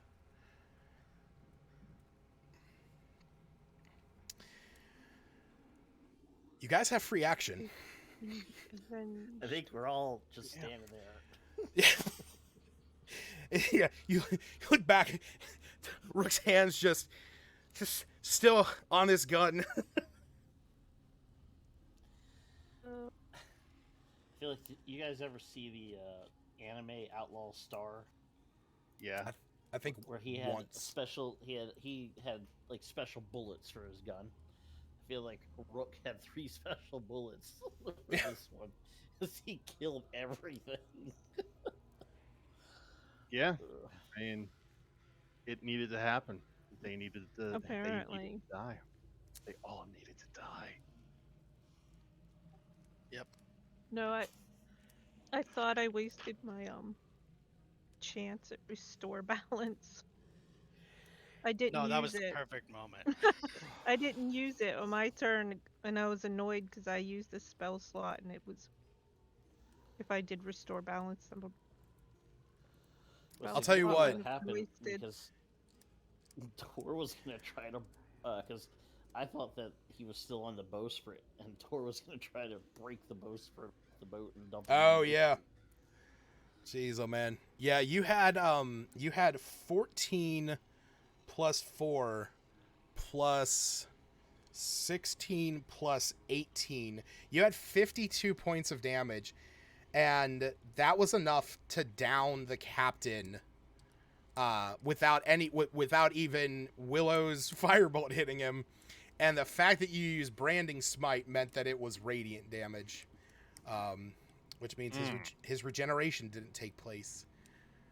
See, all I thought it would end up doing was help kill out the darkness, so we could fight a bit better. Yeah, I almost just put one in my shoulder to dispel the darkness. Damn. But damn good shot, with that man. roll, I'm glad I didn't. Yeah, damn good shot, man. That was a clutch. That was a clutch shot. I mean, rolling two 20s with disadvantage to kill the. Yeah, other dude. Fucking Rook was on fire tonight. You get your special die. His patron was on his side there. That's it. His patron knew that that what was going on around him was nothing but death and torment.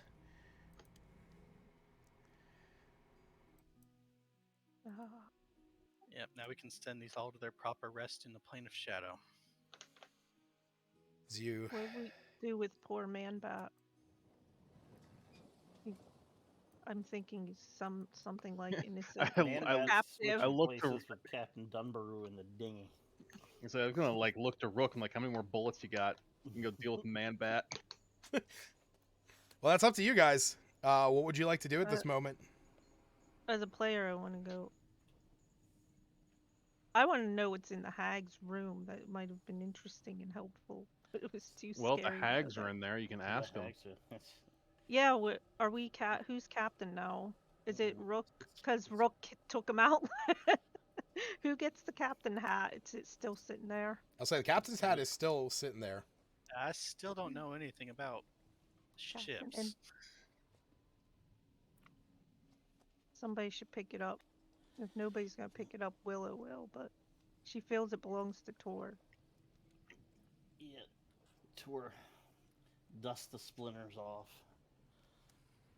Watches the remnants of his crew, his fallen crew, drift away. Picks up the pirate's hat. Places it on his head. Job well done, crew. As you place this pirate hat on your head, I knew there was something. as you place this, First. yeah, as you place this on your head, you actually see a number of spirits, these wisps, form to your left and to your right as they form into corporeal shapes. They are still see-through, much like the ghost pirates, but you actually recognize them as your crew.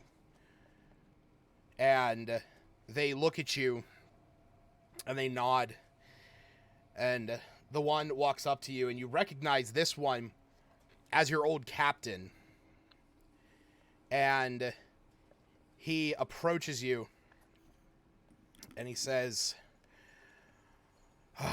Tor, I knew you would come for us. I had no doubt in my mind.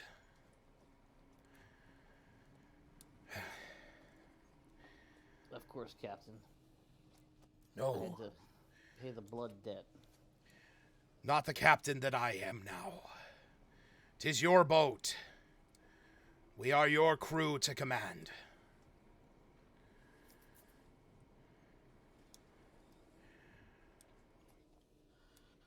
All right. Me.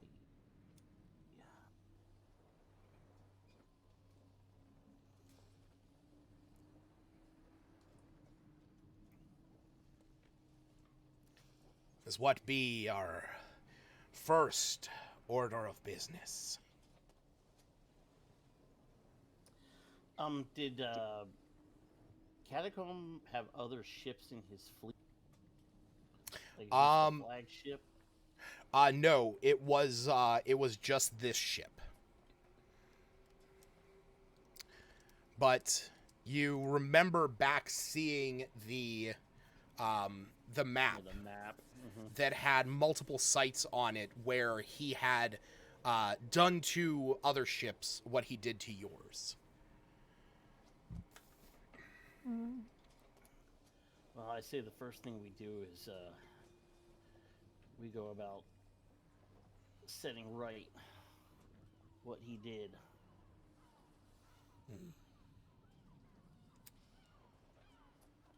Well, then you tell us when you want us to ship off, Captain. And you see that your old captain, he removes his ghostly hat as it fades into the Ethereum.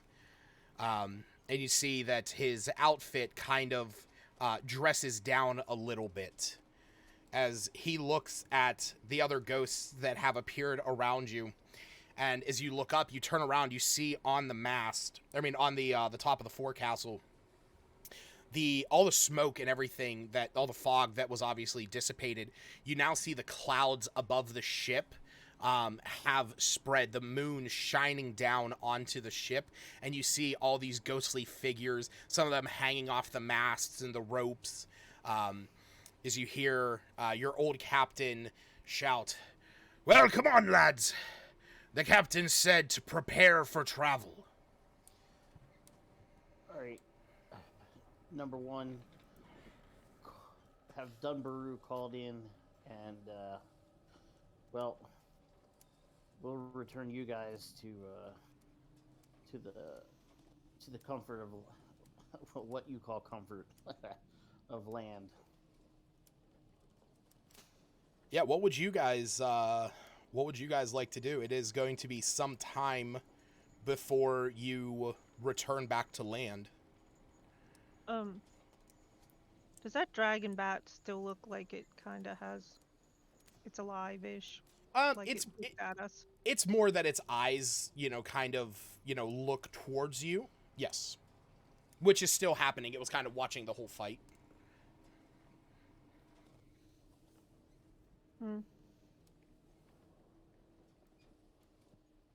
So what do we do? Remaining on this ship. Well, there's a even setting aside Manbat. There's a whole level below that we hadn't Wait. even checked out yet. True. I feel like we should, before they come to us, or before they leave the ship on their own accord, deal with the remaining.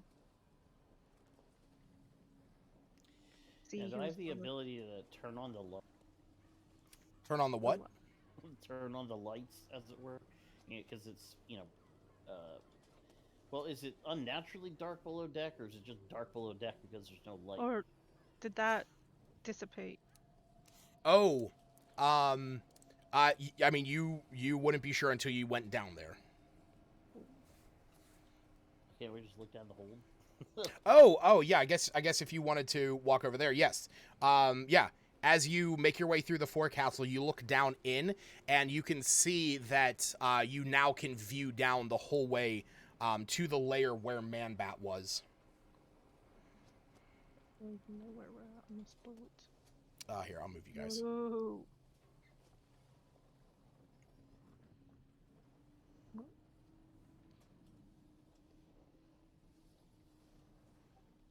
Wow, not sure I'd have jumped if I could see straight down that. Yeah. You now Well- realize just how far down it was. I'm grateful y'all did. She just ripped me straight down there.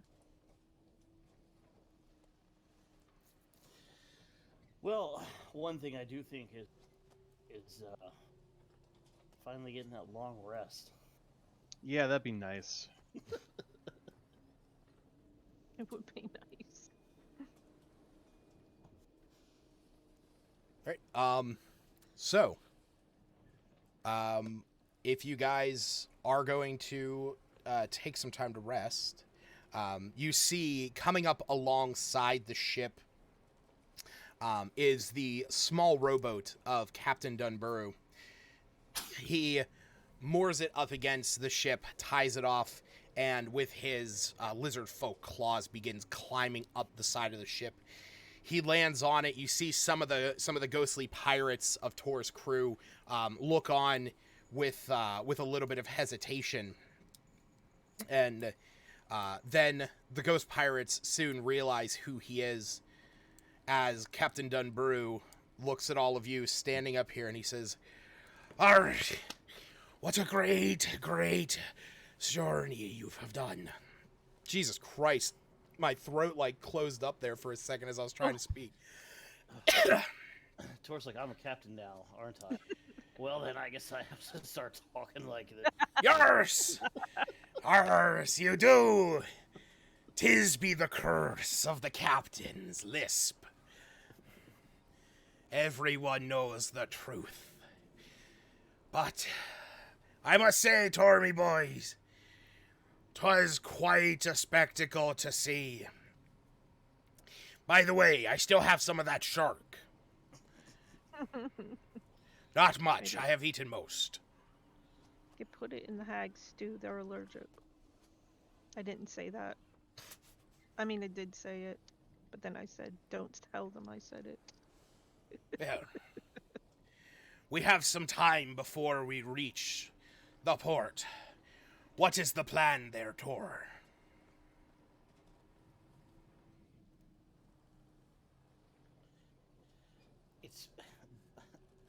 honestly, it's been so long since we first started. Aside from coming out here to get rid of Captain Catacomb, was there some larger arcing?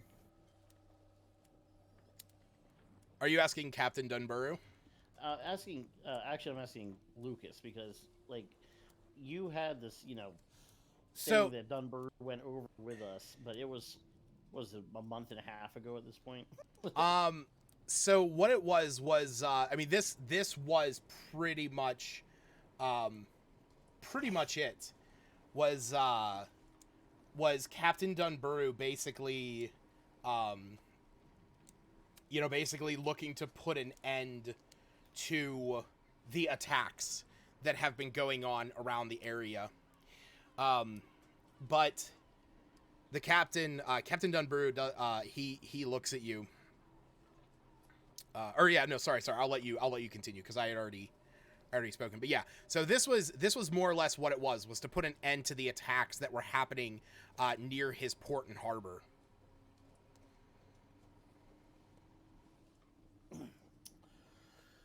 Well, Captain, now that the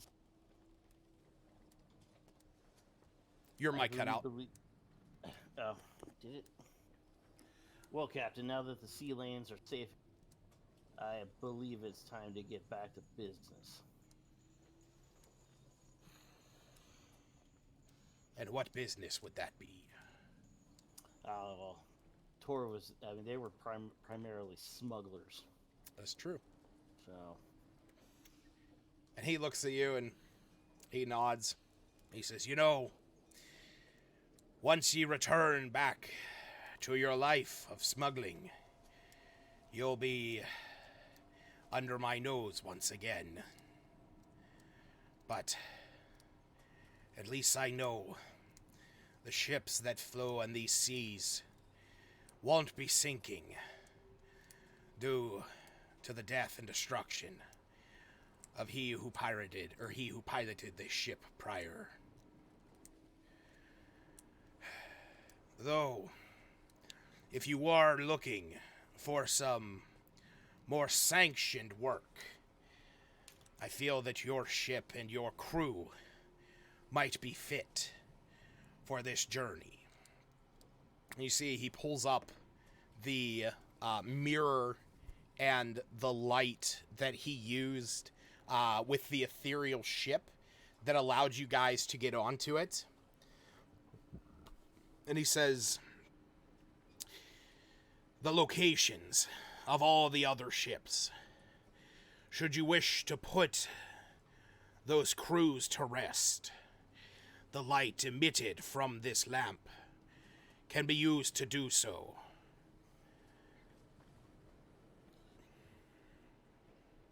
Well, that does seem only fitting. The other crew... Oh, sorry, go ahead. I'm sure I'll return to smuggling eventually, but remember, the only thing that I try to kill is some brain cells and some casks. Well, I'm sure you can get back to that pretty soon. But, for right now, why not we head back to the harbors of Cleone? And you see some of the ghostly crew has pulled aboard the half-eaten shark that attacked Dunburu. He says, now, for a feast on our way back. Does this ship have a place that we can cook? I don't think we saw a galley. Yeah, we just need to go evict the people that are in there right now. Yeah, we probably shouldn't head to land with hags. Oh, And I don't know what a man-bat is, but... I see. It's the opposite of a Batman. It might not be very friendly. I mean, the hags didn't attack us. And they weren't necessarily fond of the captain. But they are what they are. So, actually, as you guys say this,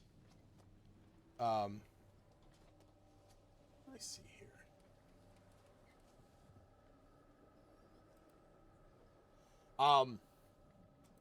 As you speak of Man-Bat, you actually see from the underside of the from this opening, you see a claw come up and Oh my good lord. like grab onto the edge of the of this like of the deck, and from down below you all look down and you see this hulking figure coming up that looks like this. Oh my god, it's huge. It's Man-Bat. It's way bigger than. As he climbs out, it's almost with these like jerking motions, and his eyes are twitching, and he climbs up onto the deck, and you see Captain Dunbrew. He quickly grabs for his daggers on his hips. And what do the rest of you do in this moment as you see this bat-like humanoid creature climbing out? I want to charge it Okay. with my sword. Okay. Roll an Yeah. attack. Okay. This will be this. If this hits, this might be funny. Ah! All right. I'm gonna hit him with Thunderous Smite. Okay. It's my last spell Sure. because of what I want to do. So he You mean takes. crit? Yeah, he takes that damage. No, it gets better. Yep. Take all of that damage. So the thing is that the Thunderous Smite hits him with that big wave of damage, but it also pushes him 10 feet. So I want to push him straight into the ocean. Yep. So he doesn't So- get a chance to fly away. I just want to push him off the fucking ship. So it's 19 points of damage plus 20. So 39 points of damage. As you do this, you shove your ethereal cutlass into him. You charge up, you shove your cutlass into him. It explodes with this thunderous energy, and you try to push him back. You can see that his nails kind of like dig in as he hits up against the railing. And in that moment, you could see that he steadies himself up against the railing. And he looks down at you, Dawn Shadow, and says, Man-Bat. Man-Bat. He looks up at the moon. Man-Bat. And his form, from the explosion of the thunderous energy, explodes into a cloud of bats that then take flight into the night sky as you hear on the wind, Man-Bat. You couldn't let me have this one, Lucas. That's what I was thinking. So Yeah, that technically, I did give it to you, because that is actually how it's supposed to play out. He I just thought the turns wind into a cried cloud of bats. Mary. I mean, do you want me to give you the real? Sure. Okay. I don't fucking care. Hidden amongst the curious. bats is the Man-Bat, who aggressively yells his name before throwing himself at the intruders. He has 1 HP and deals no damage, but upon death, he spawns into 3 swarms of non-aggressive bats. He has 1 HP this whole time. I thought it'd be a. Wow. Although I did choose the imagery of Camazot's The Demon Lords of Bats and Fire. So that is who you are looking at in the moment. Bats and fire. What an odd combination. Yeah. Actually, he's Wow. also he is also known as Zotzelia, the omen god of bats and horrible things that fly in the night. Oh. Speaking of things with terrible names, I feel like I've got a plot thread about some horrible thing that the fungus priestess warned us about. Yes, I was gonna ask that. The sh- who was it? It wasn't even the priest. It Well, was the person down there. She's like he probably it already probably started. The well, the the god or whatever. as you guys are having these thoughts, you see the ship begins to coast back towards Cleany. Zugtmoy. What? You what? Oh, Zuggetmoy, yeah. Oh, you looked it up. I didn't bother. You you guys make it back to shore. You guys would obviously get a long rest. Not that it really It doesn't matter at this Yeah. point. Yeah, it's fine. As you guys arrive back in the town or in the city of Cleany, you can see that there is a bit it's a bit more chaotic. The day has come and gone, and it is now morning. But none of us went down and be like, there's still hags. I mean, that's up to you guys. I was just going to let you guys tell me what you did down there. What? I mean, if you're just gonna let us say what happens, I want to go Yeah. down there and decapitate the hags. Yeah, I would Get the definitely fuck out of here, hags! I ain't got time tell. for you. Like, we can't show up at land with the hags here. We should Sure. do something about them. Also, Each one of you roll me a d20. what was in their little room? All right. Everyone roll me a Doesn't matter what's d20. in the room. That's on my boat. Okay, but I'm just curious. Who knows? Maybe they had a captive. In or fact, something. actually, as you guys were making your way back, you did learn that there were still some live victims down in the very bottom Yeah, of the that's ship. just the other thing. Explore the Oh. bottom. Because we never made it down there. Waiting on Dawn Shadow to roll a d20. I did. Did you? I got a 14. Hers is the unknown. Oh, yours was on there. Gotcha. Is that it? Yeah. All right. So, you guys go down. You open up the door into the hag's room. They look out at all of you, and they say, "Well, looks like you have survived. Now, who is the new captain?" Willow would definitely look at Tor. I mean, Tor's wearing the hat, which Like, must look a sight. A large, fat guy in shorts and a captain's hat.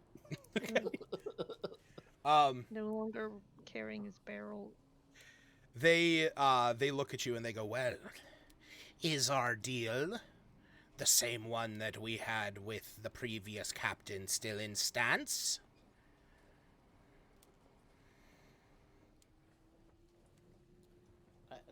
What did that deal entail? Well, we feed the crew and those that you capture. And from there, you provide us with some of the spoils of your victories. So you're glorified cooks? The one, leans up from the back. It's a little more than that. We can create potions and stuff.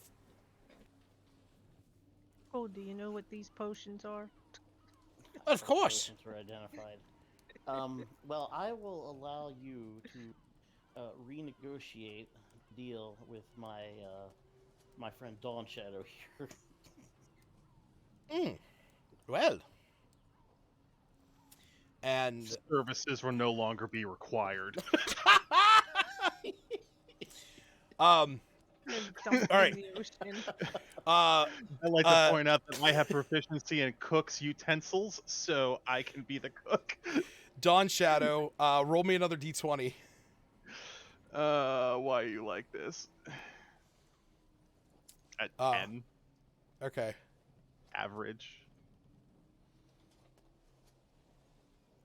All right. Ooh. So you go up with one sweeping motion. You are quickly able to cut through one of the hags. The other two during this, they dive into their pot of stew and soup, and you see that as they do, it almost spirals down as if it was bath water.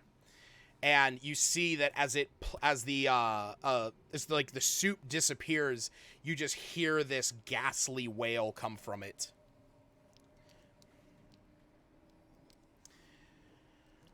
Okay, that was weird. They're just gone. Oh, they went back to the Feywild. Good. They Wankers. preferred it on the boat to the Fae? Yeah. Oh, they're All hags. right, from here on out, all cookware shall be made of cold iron. I don't want them coming back. You dump out their Yeah, in I this, want to pick this pot up and throw it over the side of the ship. yes, in this. Oh, here we go. Yeah, so in this room, there is just in general your run of the mill, cooking utensils and whatnot, some various pieces of food. But you also see that there are some some odder ingredients like eyes of newt. You see the arm. You see a bunch of arms in a box. They really liked arms. As long as there's no dicks in Apparently. the box. Dick in a box. God. oh my. I assume they've got things like white feathers or the hearts of a hen. Yes. Okay, I'll make sure to stock up on components for fear. All right. Oh. Did Willow learn her other 3 potions? The first 3 were rather obscure as it was.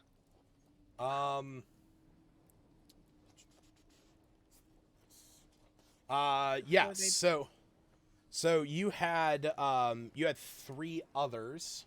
Roll me 3d8. You know, I'm looking at the back of the ship on this level, and we may just have to burn the back of the ship. Oh, the bottom. The No, bottom? just the roof. Oh. With spider webs. Oh, Oh, God. yeah. Yeah, they're still yeah. Tor, you guys all kind of like, now that there's nothing hostile on the ship, considering Tor is now the captain. So Stacy, That is all bones. that is a lot of bones. That's where he was making umbral skullbearers. I bet. Who are Oh, those and you said 4 ladies back there? there were some Those living. prisoners. Those are the prisoners that I described. Yes. Those are your new wives, Tor. Yeah, your Right. concubines. Hello, So ladies, your savior's here. yeah, so Stacy, the these other ones that you have, we'll say that you take the time that it takes to get back to Kleene to figure out what they do. The one is an orangish red bottle that when you pour it, whenever you drink it, you set yourself on fire, Oh my. taking 2d10 fire damage at the beginning of every round until it's doused. The other one is that your body starts to become transparent and eventually you become completely invisible until you get hit. Does And the other one make you elastic? no, the last one is it looks to be normal liquid. Normal water. Because you got a stone skin, you got a fire, and you got a... But the reality is with this last one is that the next time you are targeted by a spell, the damage is doubled. So the fact that you guys got the ones that are like the one that makes you slower but your AC is higher, the one that gives you a walking speed but takes away your flying speed, and the one that makes you Or vice versa. forget comet. Yeah. You get a 10-foot flying speed, but you lose your walking speed. And then the one about the common is are the ones that actually are pretty decent for you guys. Oh, the other one that you found was actually just blood. The one that was just like a thick red liquid. Yeah, that was just Oh. blood. Nice. Nice. Yeah, it says you make a DC 10 con save. On a fail, you throw up. Unless you're a vampire and then you go. Yeah. Which, you know what? I will say this. Because you guys... How close did I become a vampire? That one freaking bit me like. So, 3 times. that's the thing. To give you guys a bit of a peek behind the curtain, because unfortunately, since nobody attempted to try and parlay with the captain, this information would be lost to your characters. But through further inspection through the ship, in the area at the back of the ship, opposite the side of the hags, was another coffin. It was a vampire's coffin, and inside was a coffin with a stake through its heart. In there, and this I imagine your characters would come across. There was a set of notes there, and the notes explained that this was an elder vampire that was dead for a very long time and an ancient rival of Captain Catacomb. And the Captain Catacomb was actually using the blood of this old elder vampire to create his thralls. Because he unfortunately, Captain Catacombs, was not yet a powerful enough vampire to create his own, so he was actually using the he was creating the skullbearers from the elder vampire's flesh to kill and capture innocents that have a pure blood that are easier to work with. So that's the thing. Captain Catacombs was not strong enough to create his own thralls.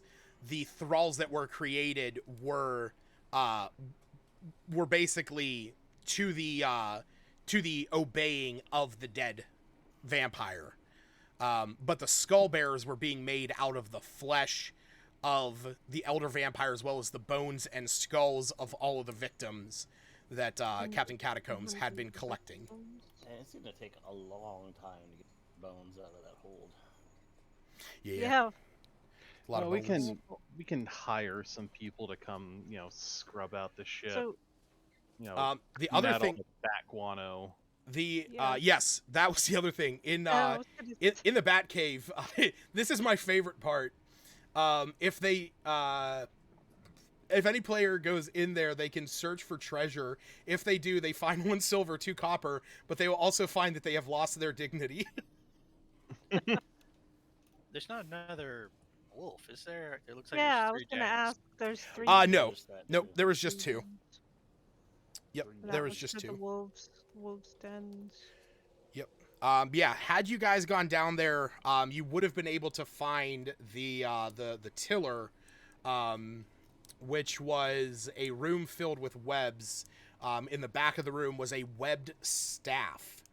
It was trapped. Had you tried to grab it, you would have had to make a dex save or take 48 acid damage, as the fangs there was like metal fangs that were holding onto this webbed staff.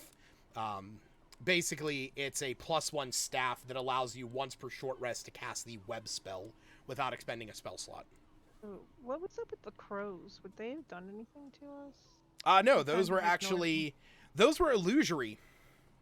Oh, One of the that's why- reasons you one of the said reasons why I kept pushing you to try and cast detect magic down there was that had you cast detect magic, you would have garnered the information that the ring of swimming was transmutation magic. By the way, as for the items, that were down here. The one was obviously a ring of swimming. You guys figured that out. The one is a trident of fish command. And then the pouch is Heward's handy spice pouch, but it had a special pouch in it with a vial of dust of sneezing and choking. Which, had you seen that, you would have seen that it was evocation magic on the sneezing and choking one, conjuration on Heward's spice pouch, which allows you 10 charges to just pull a vial of salt, pepper, saffron, cilantro, whatever you want from it. But all the trees, yeah, coriander. But all the trees and ravens were actually illusions. Yeah. They were there to keep Man-Bat, at peace. Yeah, 'cause you said Rook or someone noticed they weren't typical crows, and that just made me think they were dangerous. Nope, they were just illusory. They were there for the ambiance. Ooh. Aside from a gazillion bones, there's a lot down here in the storage. There is. I mean, there's like graves. They're graves. Yeah. In fact, there are. So that was, you guys would have eventually gone down there, during the time back to shore. So, the area just south of where all the bones are, that was the cargo area. In one of the barrels was 2 potions of healing. And then, I knew they'd be somewhere on this ship. further to the south was actually a crypt. So the captain actually received his name from the construction of the crypt down there. One of them, one of the 6 crypts, containing his own coffin. That the other 5, so it was his coffin that was in there, but the other 5 crypts contained various body parts of someone else. If through the searching, eventually you guys would find a book upstairs in the captain's quarters, where he had a journal up there that was that he was writing in. He had been trying to learn enough necromancy to raise his beloved Eva from the grave. As for the graves that were to the south, this is where a number of zombies and skeletons were buried. You wouldn't know who they are. No.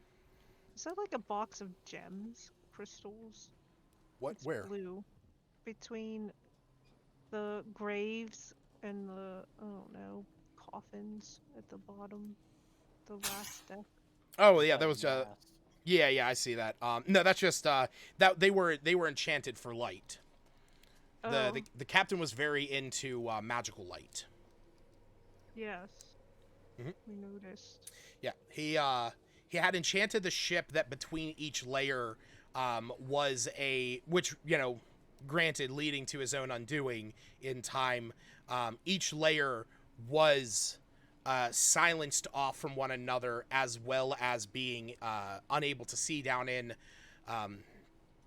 The only thing that could even penetrate it was the far-off distant glow of the gleaming skullbearer, which is why every time you guys would try to peer down into it, you could only see a small pinpoint of light so far off in the distance that you couldn't actually see what it was, and that is because that was the gleaming light of the skullbearer that did exist.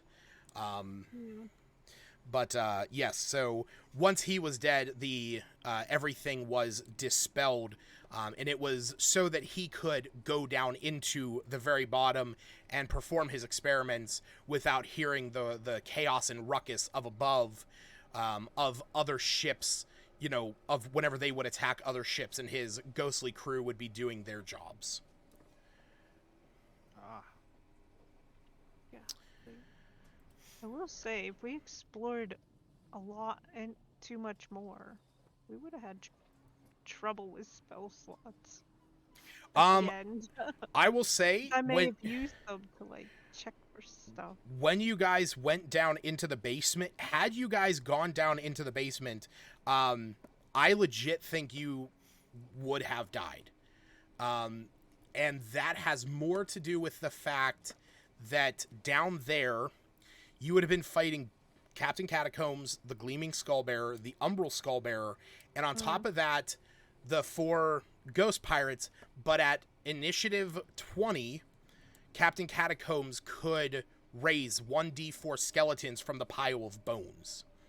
So you guys would have had additional, skeletons coming up, and one of the things that was down there, which it wasn't until obviously later on in the fight that I that I remembered that it was his style of was immediately upon anybody coming down in there, he was going to cast darkness and allow the Skullbearer, the Gleaming Skullbearer has an ability that I was hoping to use, which is what I was almost going to use, which was Circle of Hell. Flames come pouring down from the skulls on the Gleaming Skullbearer's back. All creatures within a 40-foot radius of the Gleaming Skullbearer, but not within 10 feet of it. So it was like this big ring, which is why I was going to have it move back. Must succeed a dex save or take 5d6 fire damage. So Get to that. it was a big old ball of fire.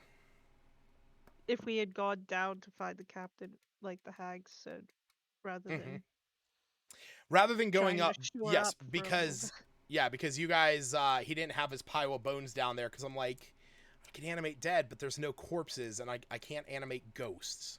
So the fact that you guys went up to even try to rest was, one, obviously resting in a dungeon is always ill-advised, but the fact that you guys moved away, and since you had already rested 3 or 4 times, the captain's experiment had finished, because it was that he was trying to raise another Skullbearer, and it was going to take him a few hours, which is why he then started scouring the ship for all of you. But yeah, so you guys would eventually reach back to Cleone along the way, and you would come to find that where'd all the music go? There we go. You would actually come to find the truth of the matter of what you guys had feared back when you first had dealt with the undead in Crespitoke. Just various stories of undead being spotted across the land, that the undead have come to rise with a story tied to it, that a group of adventurers out there in the world had gone out under the direction of a captain, this infamous pirate of lore known as Slagru the Undying. That this group of adventurers had been coaxed and forced into this job to go out and to find these ghostly scales that belonged to the god Kelemvor, an ancient relic of Kelemvor that Slagru the Undying had set a deal with Kelemvor. Slagru had meant to die many times over the ages, constantly shifting his spirit and soul into the bodies of other captains along the way, constantly changing who and what he looked like, and forever tormented with undeath. But the deal was that could he ever get his hands on those scales, he would be able to choose his fate. And Kelemvor had made that deal and made it impossible for Slagru to ever reach these scales. So when Slagru hired a group, or well, had forced a group to go down and get him, the moment that the scales were in Slagru's hands, Kelemvor turned his back on his judgely duties to go in pursuit of Slagru the Undying, leaving the undead to roam free across the lands without his judgment. So the undead are left unchecked in this world, which is why it was kind of a blossoming thing in the crypt near Crespri Toke, and why she said the Undying has risen as the name of the campaign. The rising of the Undying. Slagru the Undying has risen to his seat of power in the face of Kelemvor. That's an adventure for another time. For on a ship. When you have time. Yeah, well, that's the funny thing is that all of this was kind of like a build up to a campaign that my buddy Glenn had actually come up with, that he and I had sat down for, like, whenever we were working together at night, we would just, spitball ideas back and forth at one another at this whole idea of having to being a pirate crew, going around different islands, going on various adventures to, like, achieve certain things that would then allow the players to go to, like, Slagru's Cove, if you will. Because if you guys know anything about the game Sea of Thieves, they have that, like, Cove of Legends that you have to do certain things in the game to even attempt to go there. And that was kind of the same idea, was that you guys would be going there with, or that crew would be going there to put an end to Slagru. But, yeah, that's never anything that, like, we fully fleshed out. It was, he was interested to see how this would turn out, as kind of like a prequel side story to all of that. But yeah, so yeah, you guys can describe, what your characters do once you reach port. You learn this, that the undead have kind of risen all across the lands, and that there's these efforts now involved in trying to lay them to rest. Scaring the shit out of me again.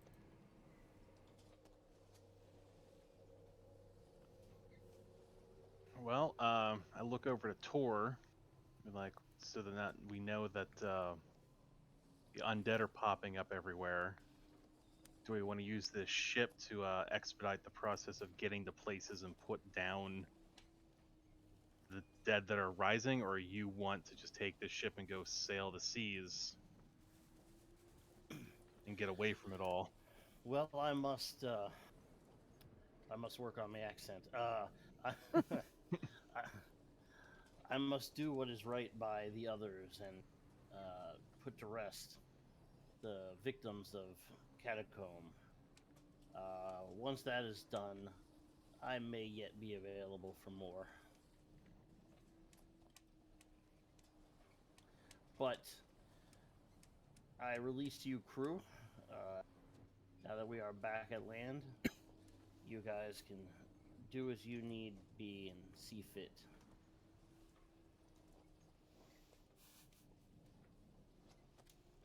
Well, I'm gonna wander a bit, looking for where we need to strike to make the biggest difference, help out where I can.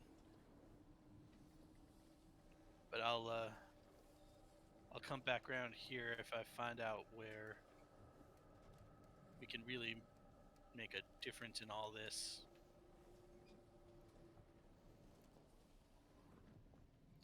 And if I find out anything in my travels, I will I'll send messages.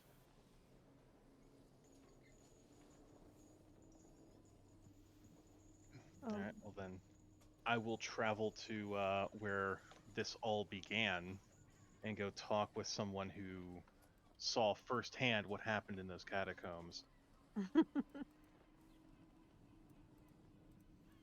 So,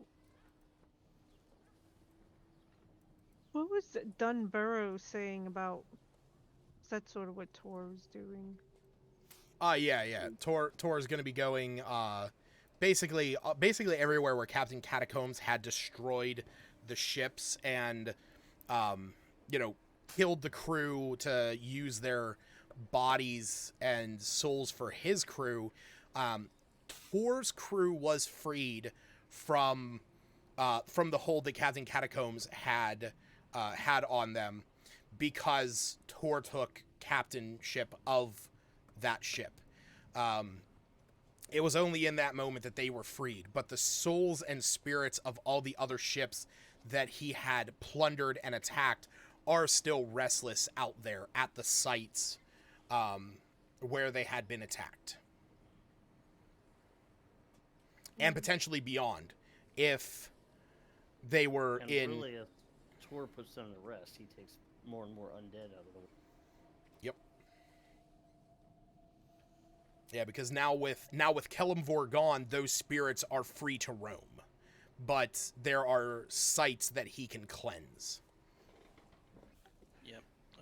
Rook's gonna put his stealth and survival to use and range out through the wilderness to try to figure out where the undead are strongest.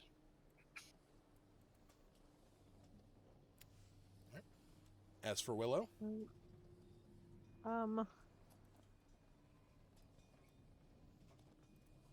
Yeah, I guess learn more about where. What's his name? I forgot it. It started with an S. Oh, He's the one who's Slagru? wreaking havoc. Well, Slagru is not really out there anymore. He's kind of retreated to his own place. So there's just pockets of undead all over the place. Basically anywhere where there was like with the temple of Kelemvor, out by Cresbritoke, places where there were safeguards against undead, or places of like Kelemvorite worship, where safeguards have been put to keep the dead. Those places are now going to be run amok. The other thing is that clerics and paladins that worshipped Kelemvor, he's no longer granting them their powers. That's actually why the Kelemvorites at the temple were just all dead, because a cleric whose god has gone rogue is not granting them their divine powers.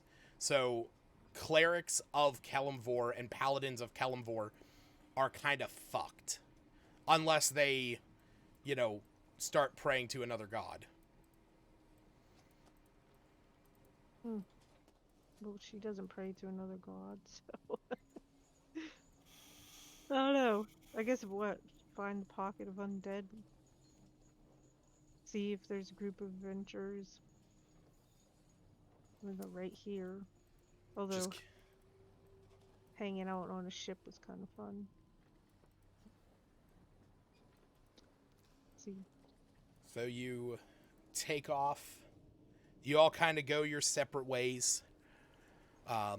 Tor heading out aboard the ethereal ghost ship that his crew is now manning. Dawn Shadow seeking out where this all started around here, heading back down, I imagine, to Cresbritoke. Oh yeah.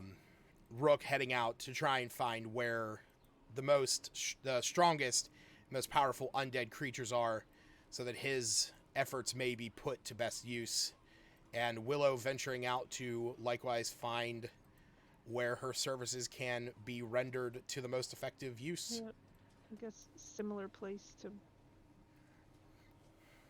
like where we started, where there might be a rumor. Yeah.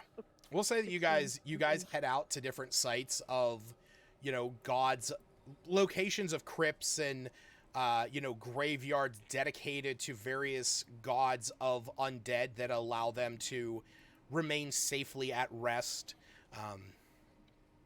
where your services can be best rendered.